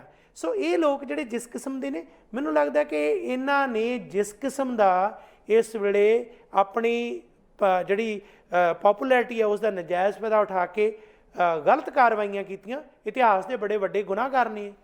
ਮੈਂ ਇੱਕੋ ਗੱਲ ਕਹੂੰਗਾ ਗੁਰਜੰਟ ਸਿੰਘ ਜੀ ਕਿ ਜਿਹੜੇ ਲੋਕ ਨੇ ਨਾ, ਥੋੜ੍ਹਾ ਜਿਹਾ ਉਹਨੂੰ ਸੁਹਿਰਦ ਹੋਣਾ ਪਊਗਾ ਜੀ, ਸੱਚ ਨੂੰ ਸੱਚ ਕਹਿਣ ਦੀ ਜ਼ਰੂਰਤ ਹੋਣੀ ਚਾਹੀਦੀ ਹੈ। ਰਵੀ ਸਿੰਘ ਦੀ ਮਿਸਾਲ ਮੈਂ ਦੇਣੀ ਚਾਹੁੰਦਾ, ਖਾਲਸਾ ਏਡ ਵਾਲੇ, ਜਿਨ੍ਹਾਂ ਨੇ 84 ਦਾ ਮਸਲਾ ਵੀ ਚੁੱਕਿਆ। ਜਦੋਂ ਅਮਿਤਾਭ ਬੱਚਨ ਦੀ ਬਿਮਾਰੀ ਦੀ ਖਬਰ ਆਈ, ਉਹਨਾਂ ਨੇ ਕਿਹਾ ਕਿ ਮੇਰੇ ਮਨ 'ਚ ਤੇਰੇ ਲਈ ਕੋਈ ਇੱਜ਼ਤ ਨਹੀਂ ਹੈ, ਕਿਉਂਕਿ 84 ਵਿੱਚ ਜੋ ਤੇਰਾ ਰੋਲ ਸੀ ਉਹ ਮੈਨੂੰ ਕਦੇ ਨਹੀਂ ਭੁੱਲੂਗਾ, ਪਰ ਮੈਂ ਇੱਕ ਸਿੱਖ ਹੋਣ ਦੇ ਨਾਤੇ ਹਮੇਸ਼ਾ ਤੇਰੀ ਸਿਹਤਯਾਬੀ ਦੀ ਅਰਦਾਸ ਹੀ ਕਰੂੰਗਾ ਜੀ। ਜਿਹਦੇ ਕਰਕੇ ਮੈਂ ਵੀ ਉਦੋਂ ਟਵੀਟ ਵਿੱਚ ਆਪਣੇ 'ਚ ਇਹ ਕਮੈਂਟ ਕੀਤਾ ਸੀਗਾ ਕਿ ਮੈਂ ਚਾਹੁੰਦਾ ਤੇਰੀ ਉਮਰ ਲੰਬੀ ਹੋਵੇ, ਤੂੰ ਸਿਹਤਯਾਬ ਹੋਵੇ, ਤਾਂ ਜੋ ਇਹਨਾਂ ਸਵਾਲਾਂ ਦੇ ਜਵਾਬ ਤੈਨੂੰ ਦੇਣੇ ਪੈਣ ਜੀ। ਕਿਉਂਕਿ ਮੈਨੂੰ ਉਸ ਕਿਸਮ ਦੀ ਰਵੀ ਸਿੰਘ ਬਾਰੇ ਇਮਾਨਦਾਰੀ ਨਾਲ ਮੈਂ ਗੱਲ ਕਰੂੰਗਾ ਕਿ ਉਹੋ ਜਿਹੀ ਦਇਆ ਮੇਰੇ ਮਨ 'ਚ ਹੈ ਨਹੀਂ ਜੀ, ਪਰ ਰਵੀ ਸਿੰਘ ਦਾ ਦਿਲ ਬਹੁਤ ਵੱਡਾ ਜੀ। ਰਵੀ ਸਿੰਘ ਨੇ ਇਹ ਗੱਲ ਕਹੀ ਆ, ਉਹ ਆਪਣੇ ਆਪ 'ਚ ਗੱਲ ਬਹੁਤ ਕੁਝ ਕਹਿ ਜਾਂਦੀ ਹੈ। ਉਹ ਲੋਕਾਂ ਨੂੰ ਇਹ ਸਿਖਾਉਂਦੀ ਹੈ ਕਿ ਤੁਸੀਂ ਜੇ ਕਿਸੇ ਦੇ ਪ੍ਰਸ਼ੰਸਕ ਹੋ ਵੀ ਤੇ ਘੱਟੋ ਘੱਟ ਜਿਹੜੀ ਗੱਲ ਅਸੂਲੀ ਤੌਰ ਤੇ ਗਲਤ ਆ ਉਹਨੂੰ ਕਹਿਣ ਦੀ ਜ਼ਰੂਰਤ ਰੱਖੋ, ਚਮਚਾਗਿਰੀ ਨਾ ਕਰੋ। ਬਿਲਕੁਲ। ਹੁਣ ਗੁਰਦਾਸ ਮਾਨ ਨੇ ਠੀਕ ਹੈ ਕੁਝ ਰੋਲ ਅਦਾ ਚੰਗਾ ਵੀ ਕੀਤਾ ਪੰਜਾਬੀ ਜ਼ੁਬਾਨ ਦੇ ਕਿਸੇ ਵੇਲੇ, ਜਿਹੜਾ ਉਹਨੇ ਬਾਅਦ 'ਚ ਖੇਸਵਾ ਕੀਤੀ ਹੈ, ਘੱਟੋ ਘੱਟ ਸਵਾਲ ਤਾਂ ਕਰੋ ਉਹਨੂੰ, ਕਿਉਂਕਿ ਭਾਈਚਾਰੇ 'ਚ ਹੁਣ ਇੱਕ ਰਵਾਇਤ ਬਣ ਗਈ ਹੈ, ਹਰ ਚੀਜ਼ ਜਿਹੜੀ ਹੈ ਟ੍ਰੈਂਡ ਫੋਲੋਇੰਗ, ਬਸ ਇਸ ਦੇ ਵਿੱਚ ਲੋਕ ਚਕਾ ਚੌਂਚ ਅੰਨੇ ਹੋਏ ਹੋਏ ਆ, ਕੋਈ ਸਵਾਲ ਕਰਨ ਵਾਲਾ ਹੈ ਨਹੀਂਗਾ, ਇਸ ਕਰਕੇ ਉਹ ਮਨਾਹੀਆਂ ਕਰਦੇ ਨੇ। ਵਿਰੋਧਾਭਾਸ ਉਹਨਾਂ ਦੀ ਗੱਲਾਂ 'ਚ ਤੁਹਾਨੂੰ ਰੋਜ਼ ਰੋਜ਼ਾਨਾ ਝਲਕੂਗਾ, ਪਰ ਕਿਉਂਕਿ ਤੁਸੀਂ ਕਹਿਣਾ ਹੀ ਕੁਛ ਨਹੀਂਗਾ, ਸ਼ੀਸ਼ਾ ਨਹੀਂ ਵਿਖਾਉਣਾ, ਅਗਲਾ ਮਨਾਹੀਆਂ ਕਿਉਂ ਨਹੀਂ ਕਰੂਗਾ, ਕਿਉਂ ਨਹੀਂ ਕਰੇਗਾ। ਸੋ ਇਸ ਕਰਕੇ ਗੁਰਦਾਸ ਮਾਨ ਨੇ ਜਿਹੜੀ ਖੁੱਲ੍ਹ ਲਈ ਹੈ ਉਹ KPS ਗਿੱਲ ਦੇ ਮਾਮਲੇ 'ਚ, ਜਾਂ ਜੋ ਅਮਿਤਾਭ ਬੱਚਨ ਨੇ ਖੁੱਲ੍ਹ ਲਈ ਹੈ, ਉਸ ਦਾ ਕਾਰਨ ਸਿਰਫ ਇਹ ਕਿ ਸਮਾਜ ਵਿੱਚ ਬਿਲਕੁਲ ਇੱਕ ਸਨਾਟਾ ਹੈ। ਇਹੋ ਜਿਹੇ ਮੁੱਦਿਆਂ ਤੇ ਦ੍ਰਿੜਤਾ ਨਾਲ ਗੱਲ ਨਹੀਂ ਕੋਈ ਕਰ ਰਿਹਾ। ਹਾਂ ਜੇ ਲੋਕ ਉੱਠ ਕੇ ਸਵਾਲ ਕਰਨ ਲੱਗ ਪੈਣ ਇਹਨਾਂ ਦੀ ਫਿਲਮਾਂ ਵੇਖਣੀਆਂ ਬੰਦ ਕਰ ਦੇਣ, ਇਹਨਾਂ ਦੇ ਸ਼ੋਅ ਬਾਈਕਾਟ ਕਰਨੇ ਸ਼ੁਰੂ ਕਰ ਦੇਣ ਔਰ ਕਹਿਣ ਕਿ ਸਾਨੂੰ ਇਹਨਾਂ ਸਵਾਲਾਂ ਦੇ ਉੱਤਰ ਦਿਓ, ਨਹੀਂ ਤਾਂ ਅਸੀਂ ਤੁਹਾਨੂੰ ਨਕਾਰਦੇ ਹਾਂ, ਉਦੋਂ ਤੱਕ ਇਹਨਾਂ ਨੇ ਇਦਾਂ ਹੀ ਕਰਨਾ। ਕਿਉਂਕਿ ਇਹਨਾਂ ਨੂੰ ਇਸ ਗੱਲ ਦਾ ਨਸ਼ਾ ਹੈ ਕਿ ਸਾਡੀ ਫੋਲੋਇੰਗ ਬਹੁਤ ਹੈ। ਇੱਕੜ ਦੁੱਕੜ ਜੇ ਕੋਈ ਬੰਦਾ ਬੋਲਦਾ ਬੋਲੀ ਜਾਵੇ, ਕਿਉਂਕਿ ਇਹਨਾਂ ਕੋਲ ਘੜੇ ਘੜਾਏ ਜਵਾਬ ਨੇ। ਜੇ ਕਹੋ ਤੁਸੀਂ ਦੇਵ ਚਾਹ ਭੂਮਿਕਾ ਦਾ ਕਿ ਤੁਸੀਂ ਉਹ ਕਹਿਣਗੇ ਜੀ ਉਹ ਤਾਂ ਮੇਰਾ ਫਿਲਮ ਦਾ ਰੋਲ ਸੀਗਾ, ਹਕੀਕਤ ਤੁਸੀਂ ਕੀ ਕਰ ਰਹੇ ਹੋ ਉਹ ਗੱਲ ਹੋਰ ਆ। ਬਿਲਕੁਲ ਇਹ ਮਤਲਬ ਇਸ ਕਿਸਮ ਦੀ ਬੇਸ਼ਰਮੀ ਆ। ਉਹ ਬੇਸ਼ਰਮੀ ਨੂੰ ਚੈਲੰਜ ਲੋਕ ਕਰ ਸਕਦੇ ਜੇ ਲੋਕੀ ਚਾਹਣ ਤਾਂ। ਮੈਂ ਛੋਟੀ ਜਿਹੀ ਮਿਸਾਲ ਦਊਂਗਾ, ਜਦੋਂ ਅਜੇ ਬਹੁਤ ਨਿੱਕੀ ਉਮਰ ਸੀ ਮੇਰੀ, ਜਦੋਂ ਅਮਿਤਾਭ ਬੱਚਨ ਦੀ ਚੜ੍ਹਾਈ ਸੀ, ਉਦੋਂ ਅਸੀਂ ਵੀ ਅਮਿਤਾਭ ਦੇ ਬੜੇ ਫੈਨ ਹੁੰਦੇ ਸੀਗੇ। ਅਮਿਤਾਭ ਨੂੰ ਇੱਕ ਕੁਲੀ ਫਿਲਮ ਦੀ ਸ਼ੂਟਿੰਗ ਦੌਰਾਨ ਸੱਟ ਵੱਜੀ ਔਰ ਕਾਫੀ ਗੰਭੀਰ ਸੱਟ ਵੱਜੀ। ਪੁਨੀਤ ਈਸਰ ਦੇ ਨਾਲ ਜਿਹੜਾ ਸੀਨ ਇਹਨਾਂ ਦਾ ਔਰ ਲੱਗਦਾ ਸੀ ਕਿ ਸ਼ਾਇਦ ਇਹਦੀ ਮੌਤ ਵੀ ਹੋ ਸਕਦੀ ਹੈ। ਅਸੀਂ ਉਹਦੇ ਛੋਟੀ ਉਮਰੇ ਉਹ ਲੋਕ ਸੀਗੇ ਜਿਹੜੇ ਇਸ ਦੇ ਲਈ ਅਰਦਾਸਾਂ ਕੀਤੀਆਂ ਕਿ ਇਹ ਬਚ ਜਾਵੇ। 84 ਦੇ ਵਿੱਚ ਜਦੋਂ ਸੁਣਦੇ ਆ ਕਿ ਆਹ ਕੁਝ ਹੋਇਆ, ਉਸ ਤੋਂ ਮਨ ਖੱਟਾ ਹੋ ਗਿਆ। ਹੁਣ ਅਮਿਤਾਭ ਬੱਚਨ ਦੇ ਮਨ 'ਚ ਉਸ ਵੇਲੇ ਤੋਂ ਮੇਰੇ ਮਨ 'ਚ ਕੋਈ ਇੱਜ਼ਤ ਨਹੀਂ ਰਹੀ। ਬਿਲਕੁਲ। ਪਰ ਮੈਂ ਬਾਰ-ਬਾਰ ਸਵਾਲ ਕਰੂੰਗਾ, ਜਦੋਂ ਵੀ ਮੌਕਾ ਹੋਊਗਾ ਕਰੂੰਗਾ। ਮੈਂ ਇੱਕ ਵਾਰੀ ਫੇਸਬੁੱਕ ਤੇ ਅਮਿਤਾਭ ਬੱਚਨ ਲਾਈਵ ਸੀਗਾ, ਕਿਤੇ ਮੈਂ ਵੇਖ ਲਿਆ ਤੇ ਉਹ ਕਰ ਇਹ ਰਿਹਾ ਸੀ ਕਿ ਜਿਹੜੇ ਲੋਕ ਜਾ ਕੇ ਉੱਤੇ ਆਪਣਾ ਕਮੈਂਟ ਕਰਦੇ ਸੀ ਉਹਨਾਂ ਨੂੰ ਉਹ ਜਵਾਬ ਦਿੰਦਾ ਸੀ ਨਾਂ ਦੇ ਕੇ। ਜਦੋਂ ਮੈਂ ਕਮੈਂਟ ਕੀਤਾ ਉਸਨੇ ਮੇਰੇ ਨਾਂ ਤੇ ਹੈਲੋ ਦਾ ਜਵਾਬ ਦੇ ਦਿੱਤਾ। ਜਿਹੜਾ ਮੈਂ ਉਸਨੇ ਸਵਾਲ ਕੀਤਾ ਕਿ 84 ਬਾਰੇ ਤੁਸੀਂ ਕਿਉਂ ਚੁੱਪ ਹੋ ਜਾਂ ਹੁਣ ਦੀ ਜ਼ਿਆਦਤੀਆਂ ਬਾਰੇ ਕੀ ਕਹਿਣਾ ਚਾਹੁੰਦੇ ਹੋ, ਉਹਦਾ ਕੋਈ ਜਵਾਬ ਨਹੀਂ ਉਹਨੇ ਦਿੱਤਾ। ਨਹੀਂ ਦੇਣਾ ਸੀ। ਪਰ ਮੈਂ ਤਾਂ ਇਹੀ ਕਰ ਸਕਦਾ ਸੀ, ਮੇਰੇ ਕੋਲ ਕਿਹੜੇ ਬਹੁਤ ਵੱਡੀ ਤਾਕਤ ਹੈ। ਬਿਲਕੁਲ। ਮੇਰੇ ਲਈ ਇਹ ਵੀ ਬਹੁਤ ਔਖਾ ਕਿ ਮੈਂ ਉਹਦਾ ਇੰਟਰਵਿਊ ਲੈ ਸਕਾਂ।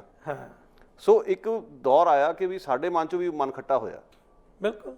ਪਰ ਇਹਨੂੰ ਇਹ ਕੌਣ ਯਾਦ ਕਰਾਊਗਾ, ਕੌਣ ਇਸ ਨੂੰ ਅਹਿਸਾਸ ਕਰਾਊਗਾ ਅਮਿਤਾਭ ਬੱਚਨ ਨੂੰ ਕਿ ਤੈਨੂੰ ਸਿਰਫ ਇੱਕ ਖਾਸ ਭਾਈਚਾਰਾ ਨਹੀਂ ਫੋਲੋ ਕਰਦਾ, ਤੈਨੂੰ ਅਨੇਕਾਂ ਹੋਰ ਘੱਟ ਗਿਣਤੀ ਦੇ ਲੋਕ ਵੀ ਫੋਲੋ ਕਰਦੇ ਆ।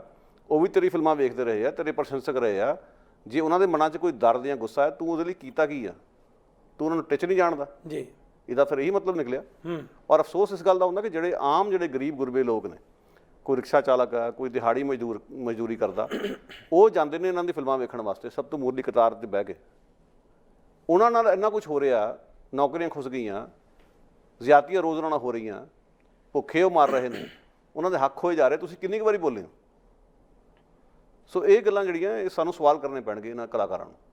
ਮੈਂ ਇੱਕ ਗੱਲ ਤੇ ਹੈਰਾਨ ਸਾਂ ਕਿ ਜਦੋਂ ਤੁਸੀਂ ਕਿਹਾ ਸ਼ੀਸ਼ਾ ਦਿਖਾਉਣਾ ਇਹਨਾਂ ਲੋਕਾਂ ਨੂੰ, ਤਾਂ ਇਹ ਅਹਿਸਾਸ ਹੋ ਸਕੇ ਜਦੋਂ ਕੋਈ ਸ਼ੀਸ਼ਾ ਦਿਖਾਉਣ ਵਾਲਾ ਆਉਂਦਾ। ਇਹ ਸਾਡੇ ਸਾਹਮਣੇ ਅੱਖਾਂ ਦੇ ਸਾਹਮਣੇ ਘਟਨਾ ਵਾਪਰੀ। ਗੁਰਦਾਸ ਮਾਨ ਜਿਹੜਾ ਕਿ ਇਸ ਗੱਲ ਤੇ ਉਹਨੂੰ ਇਹ ਕਲੀਅਰ ਸੀ ਕਿ ਮੇਰਾ ਕੋਈ ਵਿਰੋਧ ਕਰ ਹੀ ਨਹੀਂ ਸਕਦਾ, ਪਰ ਅੰਦਰ ਖੜ ਕੇ ਇੱਕ ਇਕੱਠ ਦੇ ਵਿੱਚ ਚਰਨਜੀਤ ਸਿੰਘ ਸੁੱਚੋ ਉਹਨੂੰ ਸ਼ੀਸ਼ਾ ਦਿਖਾ ਰਿਹਾ ਕਿ ਤੂੰ ਮਾਂ ਬੋਲੀ ਨਾਲ ਗਦਾਰੀ ਕਰ ਰਿਹਾ। ਤੇ ਉਹ ਸ਼ੀਸ਼ਾ ਦਿਖਾਉਣ ਤੋਂ ਬਾਅਦ ਭਟਕਿਆ ਕਿਵੇਂ? ਉਹੀ ਕਲਾਕਾਰ ਜਿਹੜਾ ਹੁਣ ਤਾਈਂ ਇੱਕ ਬੜਾ ਨਰਮ, ਬੜਾ ਸਹਿਜ ਵਾਲਾ ਤੇ ਬੜਾ ਸਹਿਣਸ਼ੀਲਤਾ ਵਾਲਾ ਇੱਕ ਪਖੰਡ ਰਚਾਈ ਬੈਠਾ ਸੀ, ਉਹਦੇ ਮਨ ਦੇ ਵਿੱਚੋਂ ਇੱਕੋ ਦਮ ਉਹ ਗੱਲ ਨਿਕਲੀ ਜਿਹੜੀ ਕਿ ਅਸੀਂ ਮੰਚ ਤੇ ਸਾਂਝੀ ਵੀ ਨਹੀਂ ਕਰ ਸਕਦੇ ਕਿ ਪੋਸਟਰ ਨੂੰ ਬੱਤੀ ਬਣਾ ਕੇ ਤੁਸੀਂ ਯੂਜ਼ ਕਰ ਲਓ। ਸੋ ਬਦਤਮੀਜ਼ੀ ਕਿਸ ਕਿਸਮ ਦੀ ਦੇਖੋ ਉਹਨੂੰ, ਕਿਉਂਕਿ ਕਿਸੇ ਨੇ ਸਵਾਲ ਕੀਤਾ ਹੀ ਨਹੀਂ।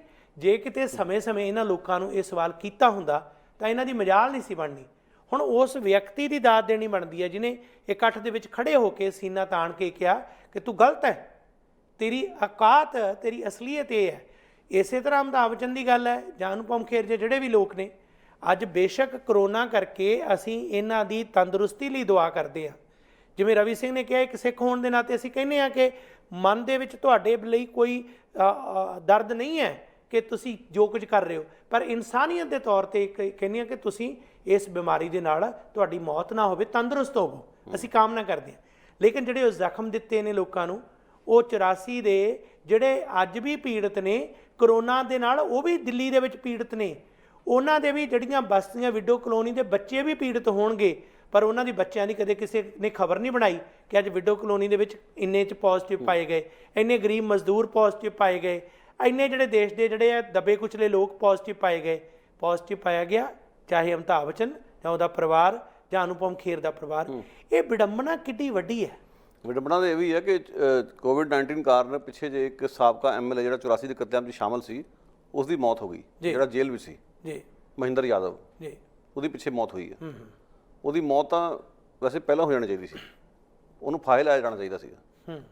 ਇੰਨਾ ਚਿਰ ਉਹਨੂੰ ਮਤਲਬ ਕਿਵੇਂ ਸਿਸਟਮ 'ਚੋਂ ਬਚ ਗਿਆ ਜੀ, ਇਹ ਵੀ ਸਵਾਲ ਖੜੇ ਹੁੰਦੇ ਆ। ਬਿਲਕੁਲ, ਇਹ ਵਿਡੰਬਨਾ ਮੈਂ ਤਾਂ ਕਰਕੇ ਕਹਿ ਰਿਹਾ ਸੀ। ਹਾਂਜੀ, ਹੁਣ ਗੱਲ ਇੱਦਾਂ ਕਿ ਜਿਹੜੇ ਇਸ ਕਿਸਮ ਦੇ ਕਲਾਕਾਰ ਨੇ, ਜਦੋਂ ਸ਼ੀਸ਼ਾ ਕੋਈ ਨਹੀਂ ਵਿਖਾਊਗਾ, ਕੋਈ ਇਹਨਾਂ ਨੂੰ ਸਵਾਲ ਨਹੀਂ ਕਰੂਗਾ, ਤਾਂ ਉਹਨਾਂ ਨੇ ਆਪਣੀ ਸਿਰਫ ਫੋਲੋਇੰਗ ਦੇ ਨਸ਼ੇ ਵਿੱਚ ਚੂਰ ਇਹ ਕੁਛ ਹੀ ਕਰਨਾ।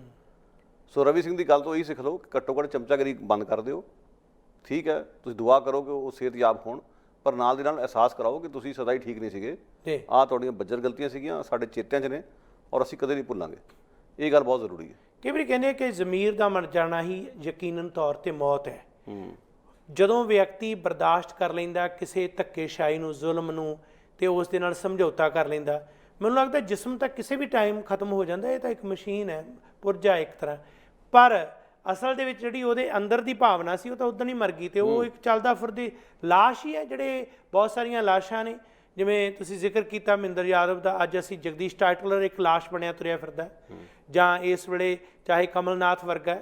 ਹੁਣ ਜਦੋਂ ਲੋਕਾਂ ਨਾਲ ਜ਼ਿਆਦਤੀਆਂ ਕੀਤੀਆਂ, ਜਿਹੜੇ ਕਹਿੰਦੇ ਆ ਕਿ ਉਸ ਵੇਲੇ ਜਦੋਂ ਜ਼ੁਲਮ ਢਾਇਆ ਗਿਆ ਤੇ ਕੀ ਰੋਲ ਸੀ, ਇਸੇ ਤਰੀਕੇ ਨਾਲ ਅੱਜ ਦੀ ਸਰਕਾਰ ਆ, ਜਿਹੜੀ ਹੁਕੂਮਤ ਹੈ, ਉਸ ਦੇ ਦੁਮਛੱਲੇ ਜਿਹੜੀ ਭੂਮਿਕਾ ਨਿਭਾ ਰਹੇ ਨੇ ਕਿਸ ਕਿਸਮ ਦੇ ਨੇ। ਇੱਕ ਪਾਸੇ ਤੁਸੀਂ ਦੁੱਬੇ ਵਰਗੇ ਵਿਅਕਤੀ ਜਿਹੜੇ ਆ ਜ਼ਾਲਮ ਹੈ, ਜਿਹਦਾ ਖਾਤਮਾ ਹੋਣਾ ਹੀ ਚਾਹੀਦਾ ਸੀ, ਉਹਦਾ ਤਾਂ ਇਨਕਾਊਂਟਰ ਬਣਾ ਦਿੱਤਾ, ਜਿਹਨੂੰ ਸਜ਼ਾ ਉਹ ਵੀ ਤਾਂ ਜੋ ਆਪਣੀ ਪੱਗ ਨੂੰ ਹੱਥ ਪਿਆ। ਤੇ ਜਦੋਂ ਉਹਦੀ ਅਸਲੀਅਤ ਸਾਹਮਣੇ ਜਗਜ਼ਾਹਰ ਹੋ ਰਹੀ ਹੈ, ਉਸ ਨੂੰ ਢਕਣ ਦੇ ਵਾਸਤੇ ਤੁਸੀਂ ਕੋਸ਼ਿਸ਼ਾਂ ਕਰਦੇ ਹੋ। ਇਹਦਾ ਮਤਲਬ ਇਹ ਹੈ ਕਿ ਤੁਸੀਂ ਜੋ ਮਰਜ਼ੀ ਕਰੋ, ਜਿਸ ਤਰ੍ਹਾਂ ਮਰਜ਼ੀ ਕਰੋ, ਤੁਹਾਨੂੰ ਸਭ ਅਖਤਿਆਰਾਤ ਨੇ। ਗੱਲ ਤਾਂ ਕਿ ਸਾਡਾ ਰੌਸ਼ਨ ਖਿਆਲ ਤਬਕਾ ਨਾ, ਜੇ ਉਹ ਆਪਣੇ ਫਰਜ਼ਾਂ ਨੂੰ ਪਛਾਣਨ ਲੱਗ ਪਏ ਤੇ ਬੜਾ ਕੁਝ ਬਦਲ ਸਕਦਾ। ਤੁਸੀਂ ਚਰਨਜੀਤ ਸੁੱਜੋਂ ਦੀ ਮਿਸਾਲ ਦਿੱਤੀ, ਬਹੁਤ ਇੱਕ ਸੁਲਝਿਆ ਹੋਇਆ ਇਨਸਾਨ ਹੈ ਜੀ, ਮਿੱਠ ਬੋਲੜਾ ਜੀ, ਔਰ ਉਹਨੇ ਕੀਤਾ ਕਿ ਸਿਰਫ ਜਮਹੂਰੀ ਢੰਗ ਨਾਲ ਆਪਣਾ ਪੋਸਟਰ ਲੈ ਕੇ ਖੜਾ ਹੋਇਆ, ਔਰ ਜਿਹੜੀ ਲਾਪਾ ਉਸ ਦੇ ਨਾਲ ਗੁਰਦਾਸ ਮਾਨ ਨੇ ਕੀਤੀ, ਉਸ ਨੂੰ ਜਿਵੇਂ ਪੂਨਮ ਵਰਗੀ ਨੇ ਜਸਟੀਫਾਈ ਕੀਤਾ, ਪ੍ਰੀਤ ਲੜੀ ਨਾਲ ਜੁੜੀ ਹੋਈ। ਪ੍ਰੀਤ ਲੜੀ ਜਿਹੜਾ ਪੰਜਾਬੀ ਦਾ ਕਹਿੰਦੇ ਜੀ ਬੜਾ ਵੱਡਾ ਪਰਚਾ, ਪੰਜਾਬੀ ਜ਼ੁਬਾਨ ਨੂੰ ਬੜਾ ਅਮੀਰ ਕੀਤਾ ਉਸਨੇ, ਪਰ ਜਿਹੜੀ ਪੰਜਾਬੀ ਜ਼ੁਬਾਨ ਨੂੰ ਅਮੀਰ ਕਰਨ ਦੀ ਥਾਂ ਤੇ ਜਿਵੇਂ ਉਸਦਾ ਨਰਾਦਰ ਗੁਰਦਾਸ ਮਾਨ ਨੇ ਕੀਤਾ, ਉਸ ਨੂੰ ਜਸਟੀਫਾਈ ਕੀਤਾ ਗਿਆ ਉਸ ਵੱਲੋਂ। ਖੱਬੇ ਪੱਖੀ ਵੀ ਕਹਾਉਂਦੇ ਆਪਣੇ ਆਪ ਨੂੰ, ਰੌਸ਼ਨ ਖਿਆਲ ਵੀ ਕਹਾਉਂਦੇ ਨੇ, ਪੰਜਾਬੀ ਦੇ ਝੰਡਾ ਬਰਦਾਰ ਵੀ ਕਹਾਉਂਦੇ ਨੇ, ਔਰ ਉਹਦੀ ਘਟੀਆ ਸ਼ਬਦਾਵਲੀ ਨੂੰ ਜਸਟੀਫਾਈ ਕੀਤਾ ਕਿ ਇਹ ਇਲਾਜ ਹੁੰਦਾ। ਜੇ ਇਹੋ ਜਿਹੇ ਲੋਕ ਜਿਹੜੇ ਸਮਾਜ 'ਚ ਜਿਨ੍ਹਾਂ ਨੇ ਤੁਹਾਨੂੰ ਸ਼ੀਸ਼ਾ ਵਿਖਾਉਣਾ ਸੀਗਾ ਜੀ, ਉਹੀ ਉਸ ਕਿਸਮ ਦੇ ਲੋਕਾਂ ਨਾਲ ਖੜ ਜਾਣ, ਜਿਹੜੇ ਲਫੰਗੇ ਵੀ ਨੇ ਜਾਂ ਗੁੰਡਾਗਰਦੀ ਕਰਦੇ ਨੇ, ਬੁਰਸ਼ਾਗਰਦੀ ਕਰਦੇ ਆ, ਤਾਂ ਫਿਰ ਕੀ ਕਰਾਂਗੇ ਆਪਾਂ? ਇਹ ਤੋਂ ਵੱਡੀ ਸ਼ਰਮਨਾਕ ਗੱਲ ਕੀ ਹੋ ਸਕਦੀ? ਪਰ ਕੀ ਇਹ ਪੂਨਮ ਪ੍ਰੀਤ ਲੜੀ ਪਰਿਵਾਰ ਦੇ ਵਿੱਚੋਂ ਇਸ ਵੇਲੇ ਇਸ ਰਸਾਲੇ ਦੀ ਅਗਵਾਈ ਕਰ ਰਹੀ? ਪ੍ਰੀਤ ਲੜੀ ਦੀ ਅਗਵਾਈ ਬੀਬੀ ਪੂਨਮ ਕਰਦੀ ਆ।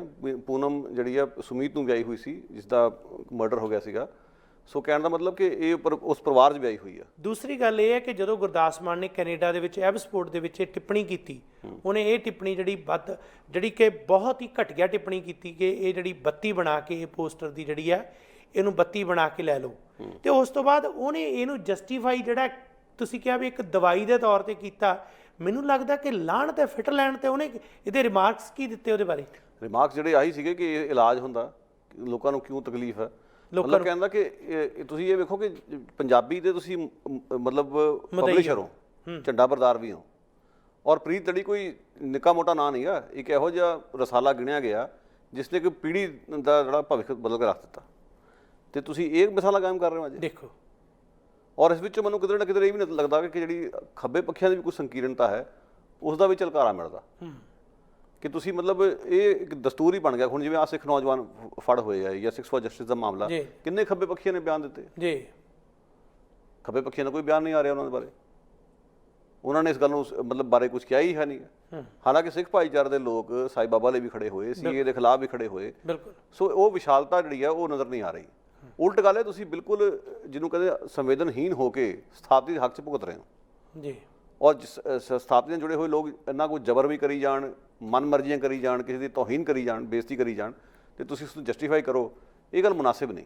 ਮੈਂ ਹੈਰਾਨ ਹਾਂ ਇਸ ਗੱਲ 'ਤੇ ਗੁਰਪ੍ਰੀਤ ਸਿੰਘ ਜੀ ਕਿ ਜਿਵੇਂ ਆਪਾਂ ਪੰਜਾਬੀ ਨਾਲ ਜੁੜੇ ਹਾਂ, ਸਾਡੀ ਮਾਂ ਬੋਲੀ ਜ਼ੁਬਾਨ ਹੈ, ਅਸੀਂ ਤਾਂ ਉਹ ਦਾਅਵੇਦਾਰ ਨਹੀਂ ਜਿਹੜੇ ਇੱਥੇ ਵੀ ਬੈਠੇ ਕੈਨੇਡਾ ਵਗੈਰਾ 'ਚ ਜਾਂ ਭਾਰਤ ਦੇ ਵਿੱਚ ਜਿਹੜੇ ਲੇਖਕ ਪੰਜਾਬ 'ਚ ਬੈਠੇ ਨੇ, ਬਹੁਤ ਵੱਡੀਆਂ ਫੜਾਂ ਮਾਰਦੇ ਨੇ, ਤੇ ਉਹਨਾਂ ਨੂੰ ਇਹ ਵੀ ਹੈ ਕਿ ਇਹ ਜਿਹੜੀ ਪੂਨਮ ਪ੍ਰੀਤ ਲੜੀ ਜਾਂ ਜਿਹੜੇ ਵੀ ਇਹ ਲੋਕ ਨੇ ਇਹ ਅਗਵਾਈ ਕਰ ਰਹੇ ਨੇ।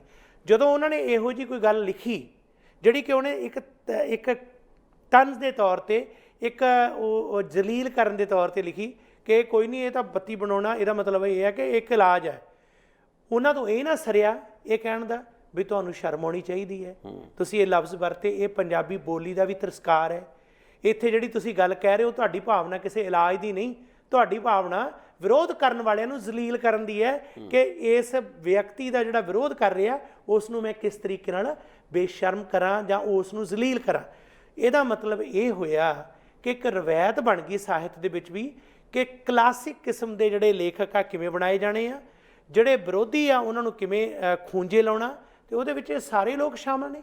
ਸਾਰਾ ਬੁੱਧੀਜੀਵੀ ਵਰਗ ਜਿਹੜਾ ਇਸ ਕਿਸਮ ਦਾ, ਜਿਹਦੀ ਜ਼ਿੰਮੇਵਾਰੀ ਬਣਦੀ ਸੀ ਕਿ ਜ਼ੁਲਮ ਨੂੰ ਬੇਨਕਾਬ ਕਰਨਾ ਜੀ, ਜਾਂ ਉਸ ਦੇ ਖਿਲਾਫ ਬੋਲਣਾ, ਜਾਂ ਇਸ ਕਿਸਮ ਦੇ ਲੋਕ ਜਿਹੜੇ ਕਿਸੇ ਕੋਈ ਆਪਣੀ ਵਿਚਾਰ ਵਿਅਕਤ ਕਰ ਰਿਹਾ ਜੀ, ਉਸ ਦੇ ਹੱਕ ਤੇ ਡਾਕਾ ਮਾਰਨਾ, ਉਹਨਾਂ ਦੇ ਖਿਲਾਫ ਉਹ ਖੜੇ ਹੁੰਦੇ।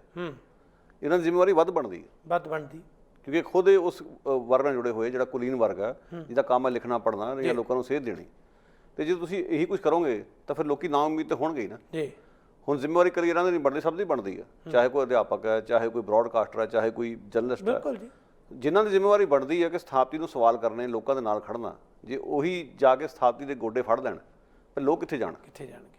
ਸੋ ਲੋਕਾਂ ਲਈ ਖੜੇ ਹੋ। ਜਿਹੜਾ ਅਮਿਤਾਭ ਬੱਚਨ ਤੇ ਇਹਨਾਂ ਲੋਕਾਂ ਤੇ ਮੈਨੂੰ ਗਿਲਾ ਇਸ ਗੱਲ ਹੈ ਕਿ ਤੁਸੀਂ ਇੱਕ ਘੱਟ ਗਿਣਤੀ ਨੂੰ ਭੁਲਾ ਦਿੱਤਾ ਉਸ ਦੇ ਦਰਦ ਨੂੰ। ਉਹ ਤਾਂ ਚਲੋ ਹੋਇਆ, ਜਿਹੜੇ ਲੋਕ ਗਰੀਬ ਗੁਰਬੇ ਲੋਕ ਜਿਹੜੇ ਤੁਹਾਡੇ ਥੀਏਟਰਾਂ ਜਾ ਕੇ ਫਿਲਮਾਂ ਵੇਖਦੇ ਆ, ਦਿਹਾੜੀਦਾਰ, ਤੁਸੀਂ ਉਹਨਾਂ ਲਈ ਕਿੰਨਾ ਸੋਚਿਆ, ਉਹਨਾਂ ਵਾਸਤੇ ਕਿੰਨਾ ਖੜੇ ਹੋਏ, ਜਿਨ੍ਹਾਂ ਕਰਕੇ ਤੁਹਾਡੀ ਫਿਲਮਾਂ ਚੱਲਦੀਆਂ, ਕਾਮਯਾਬ ਹੁੰਦੀਆਂ, ਹਿੱਟ ਹੁੰਦੀਆਂ। ਸੋ ਇਹ ਅਫਸੋਸ ਦੀ ਗੱਲ।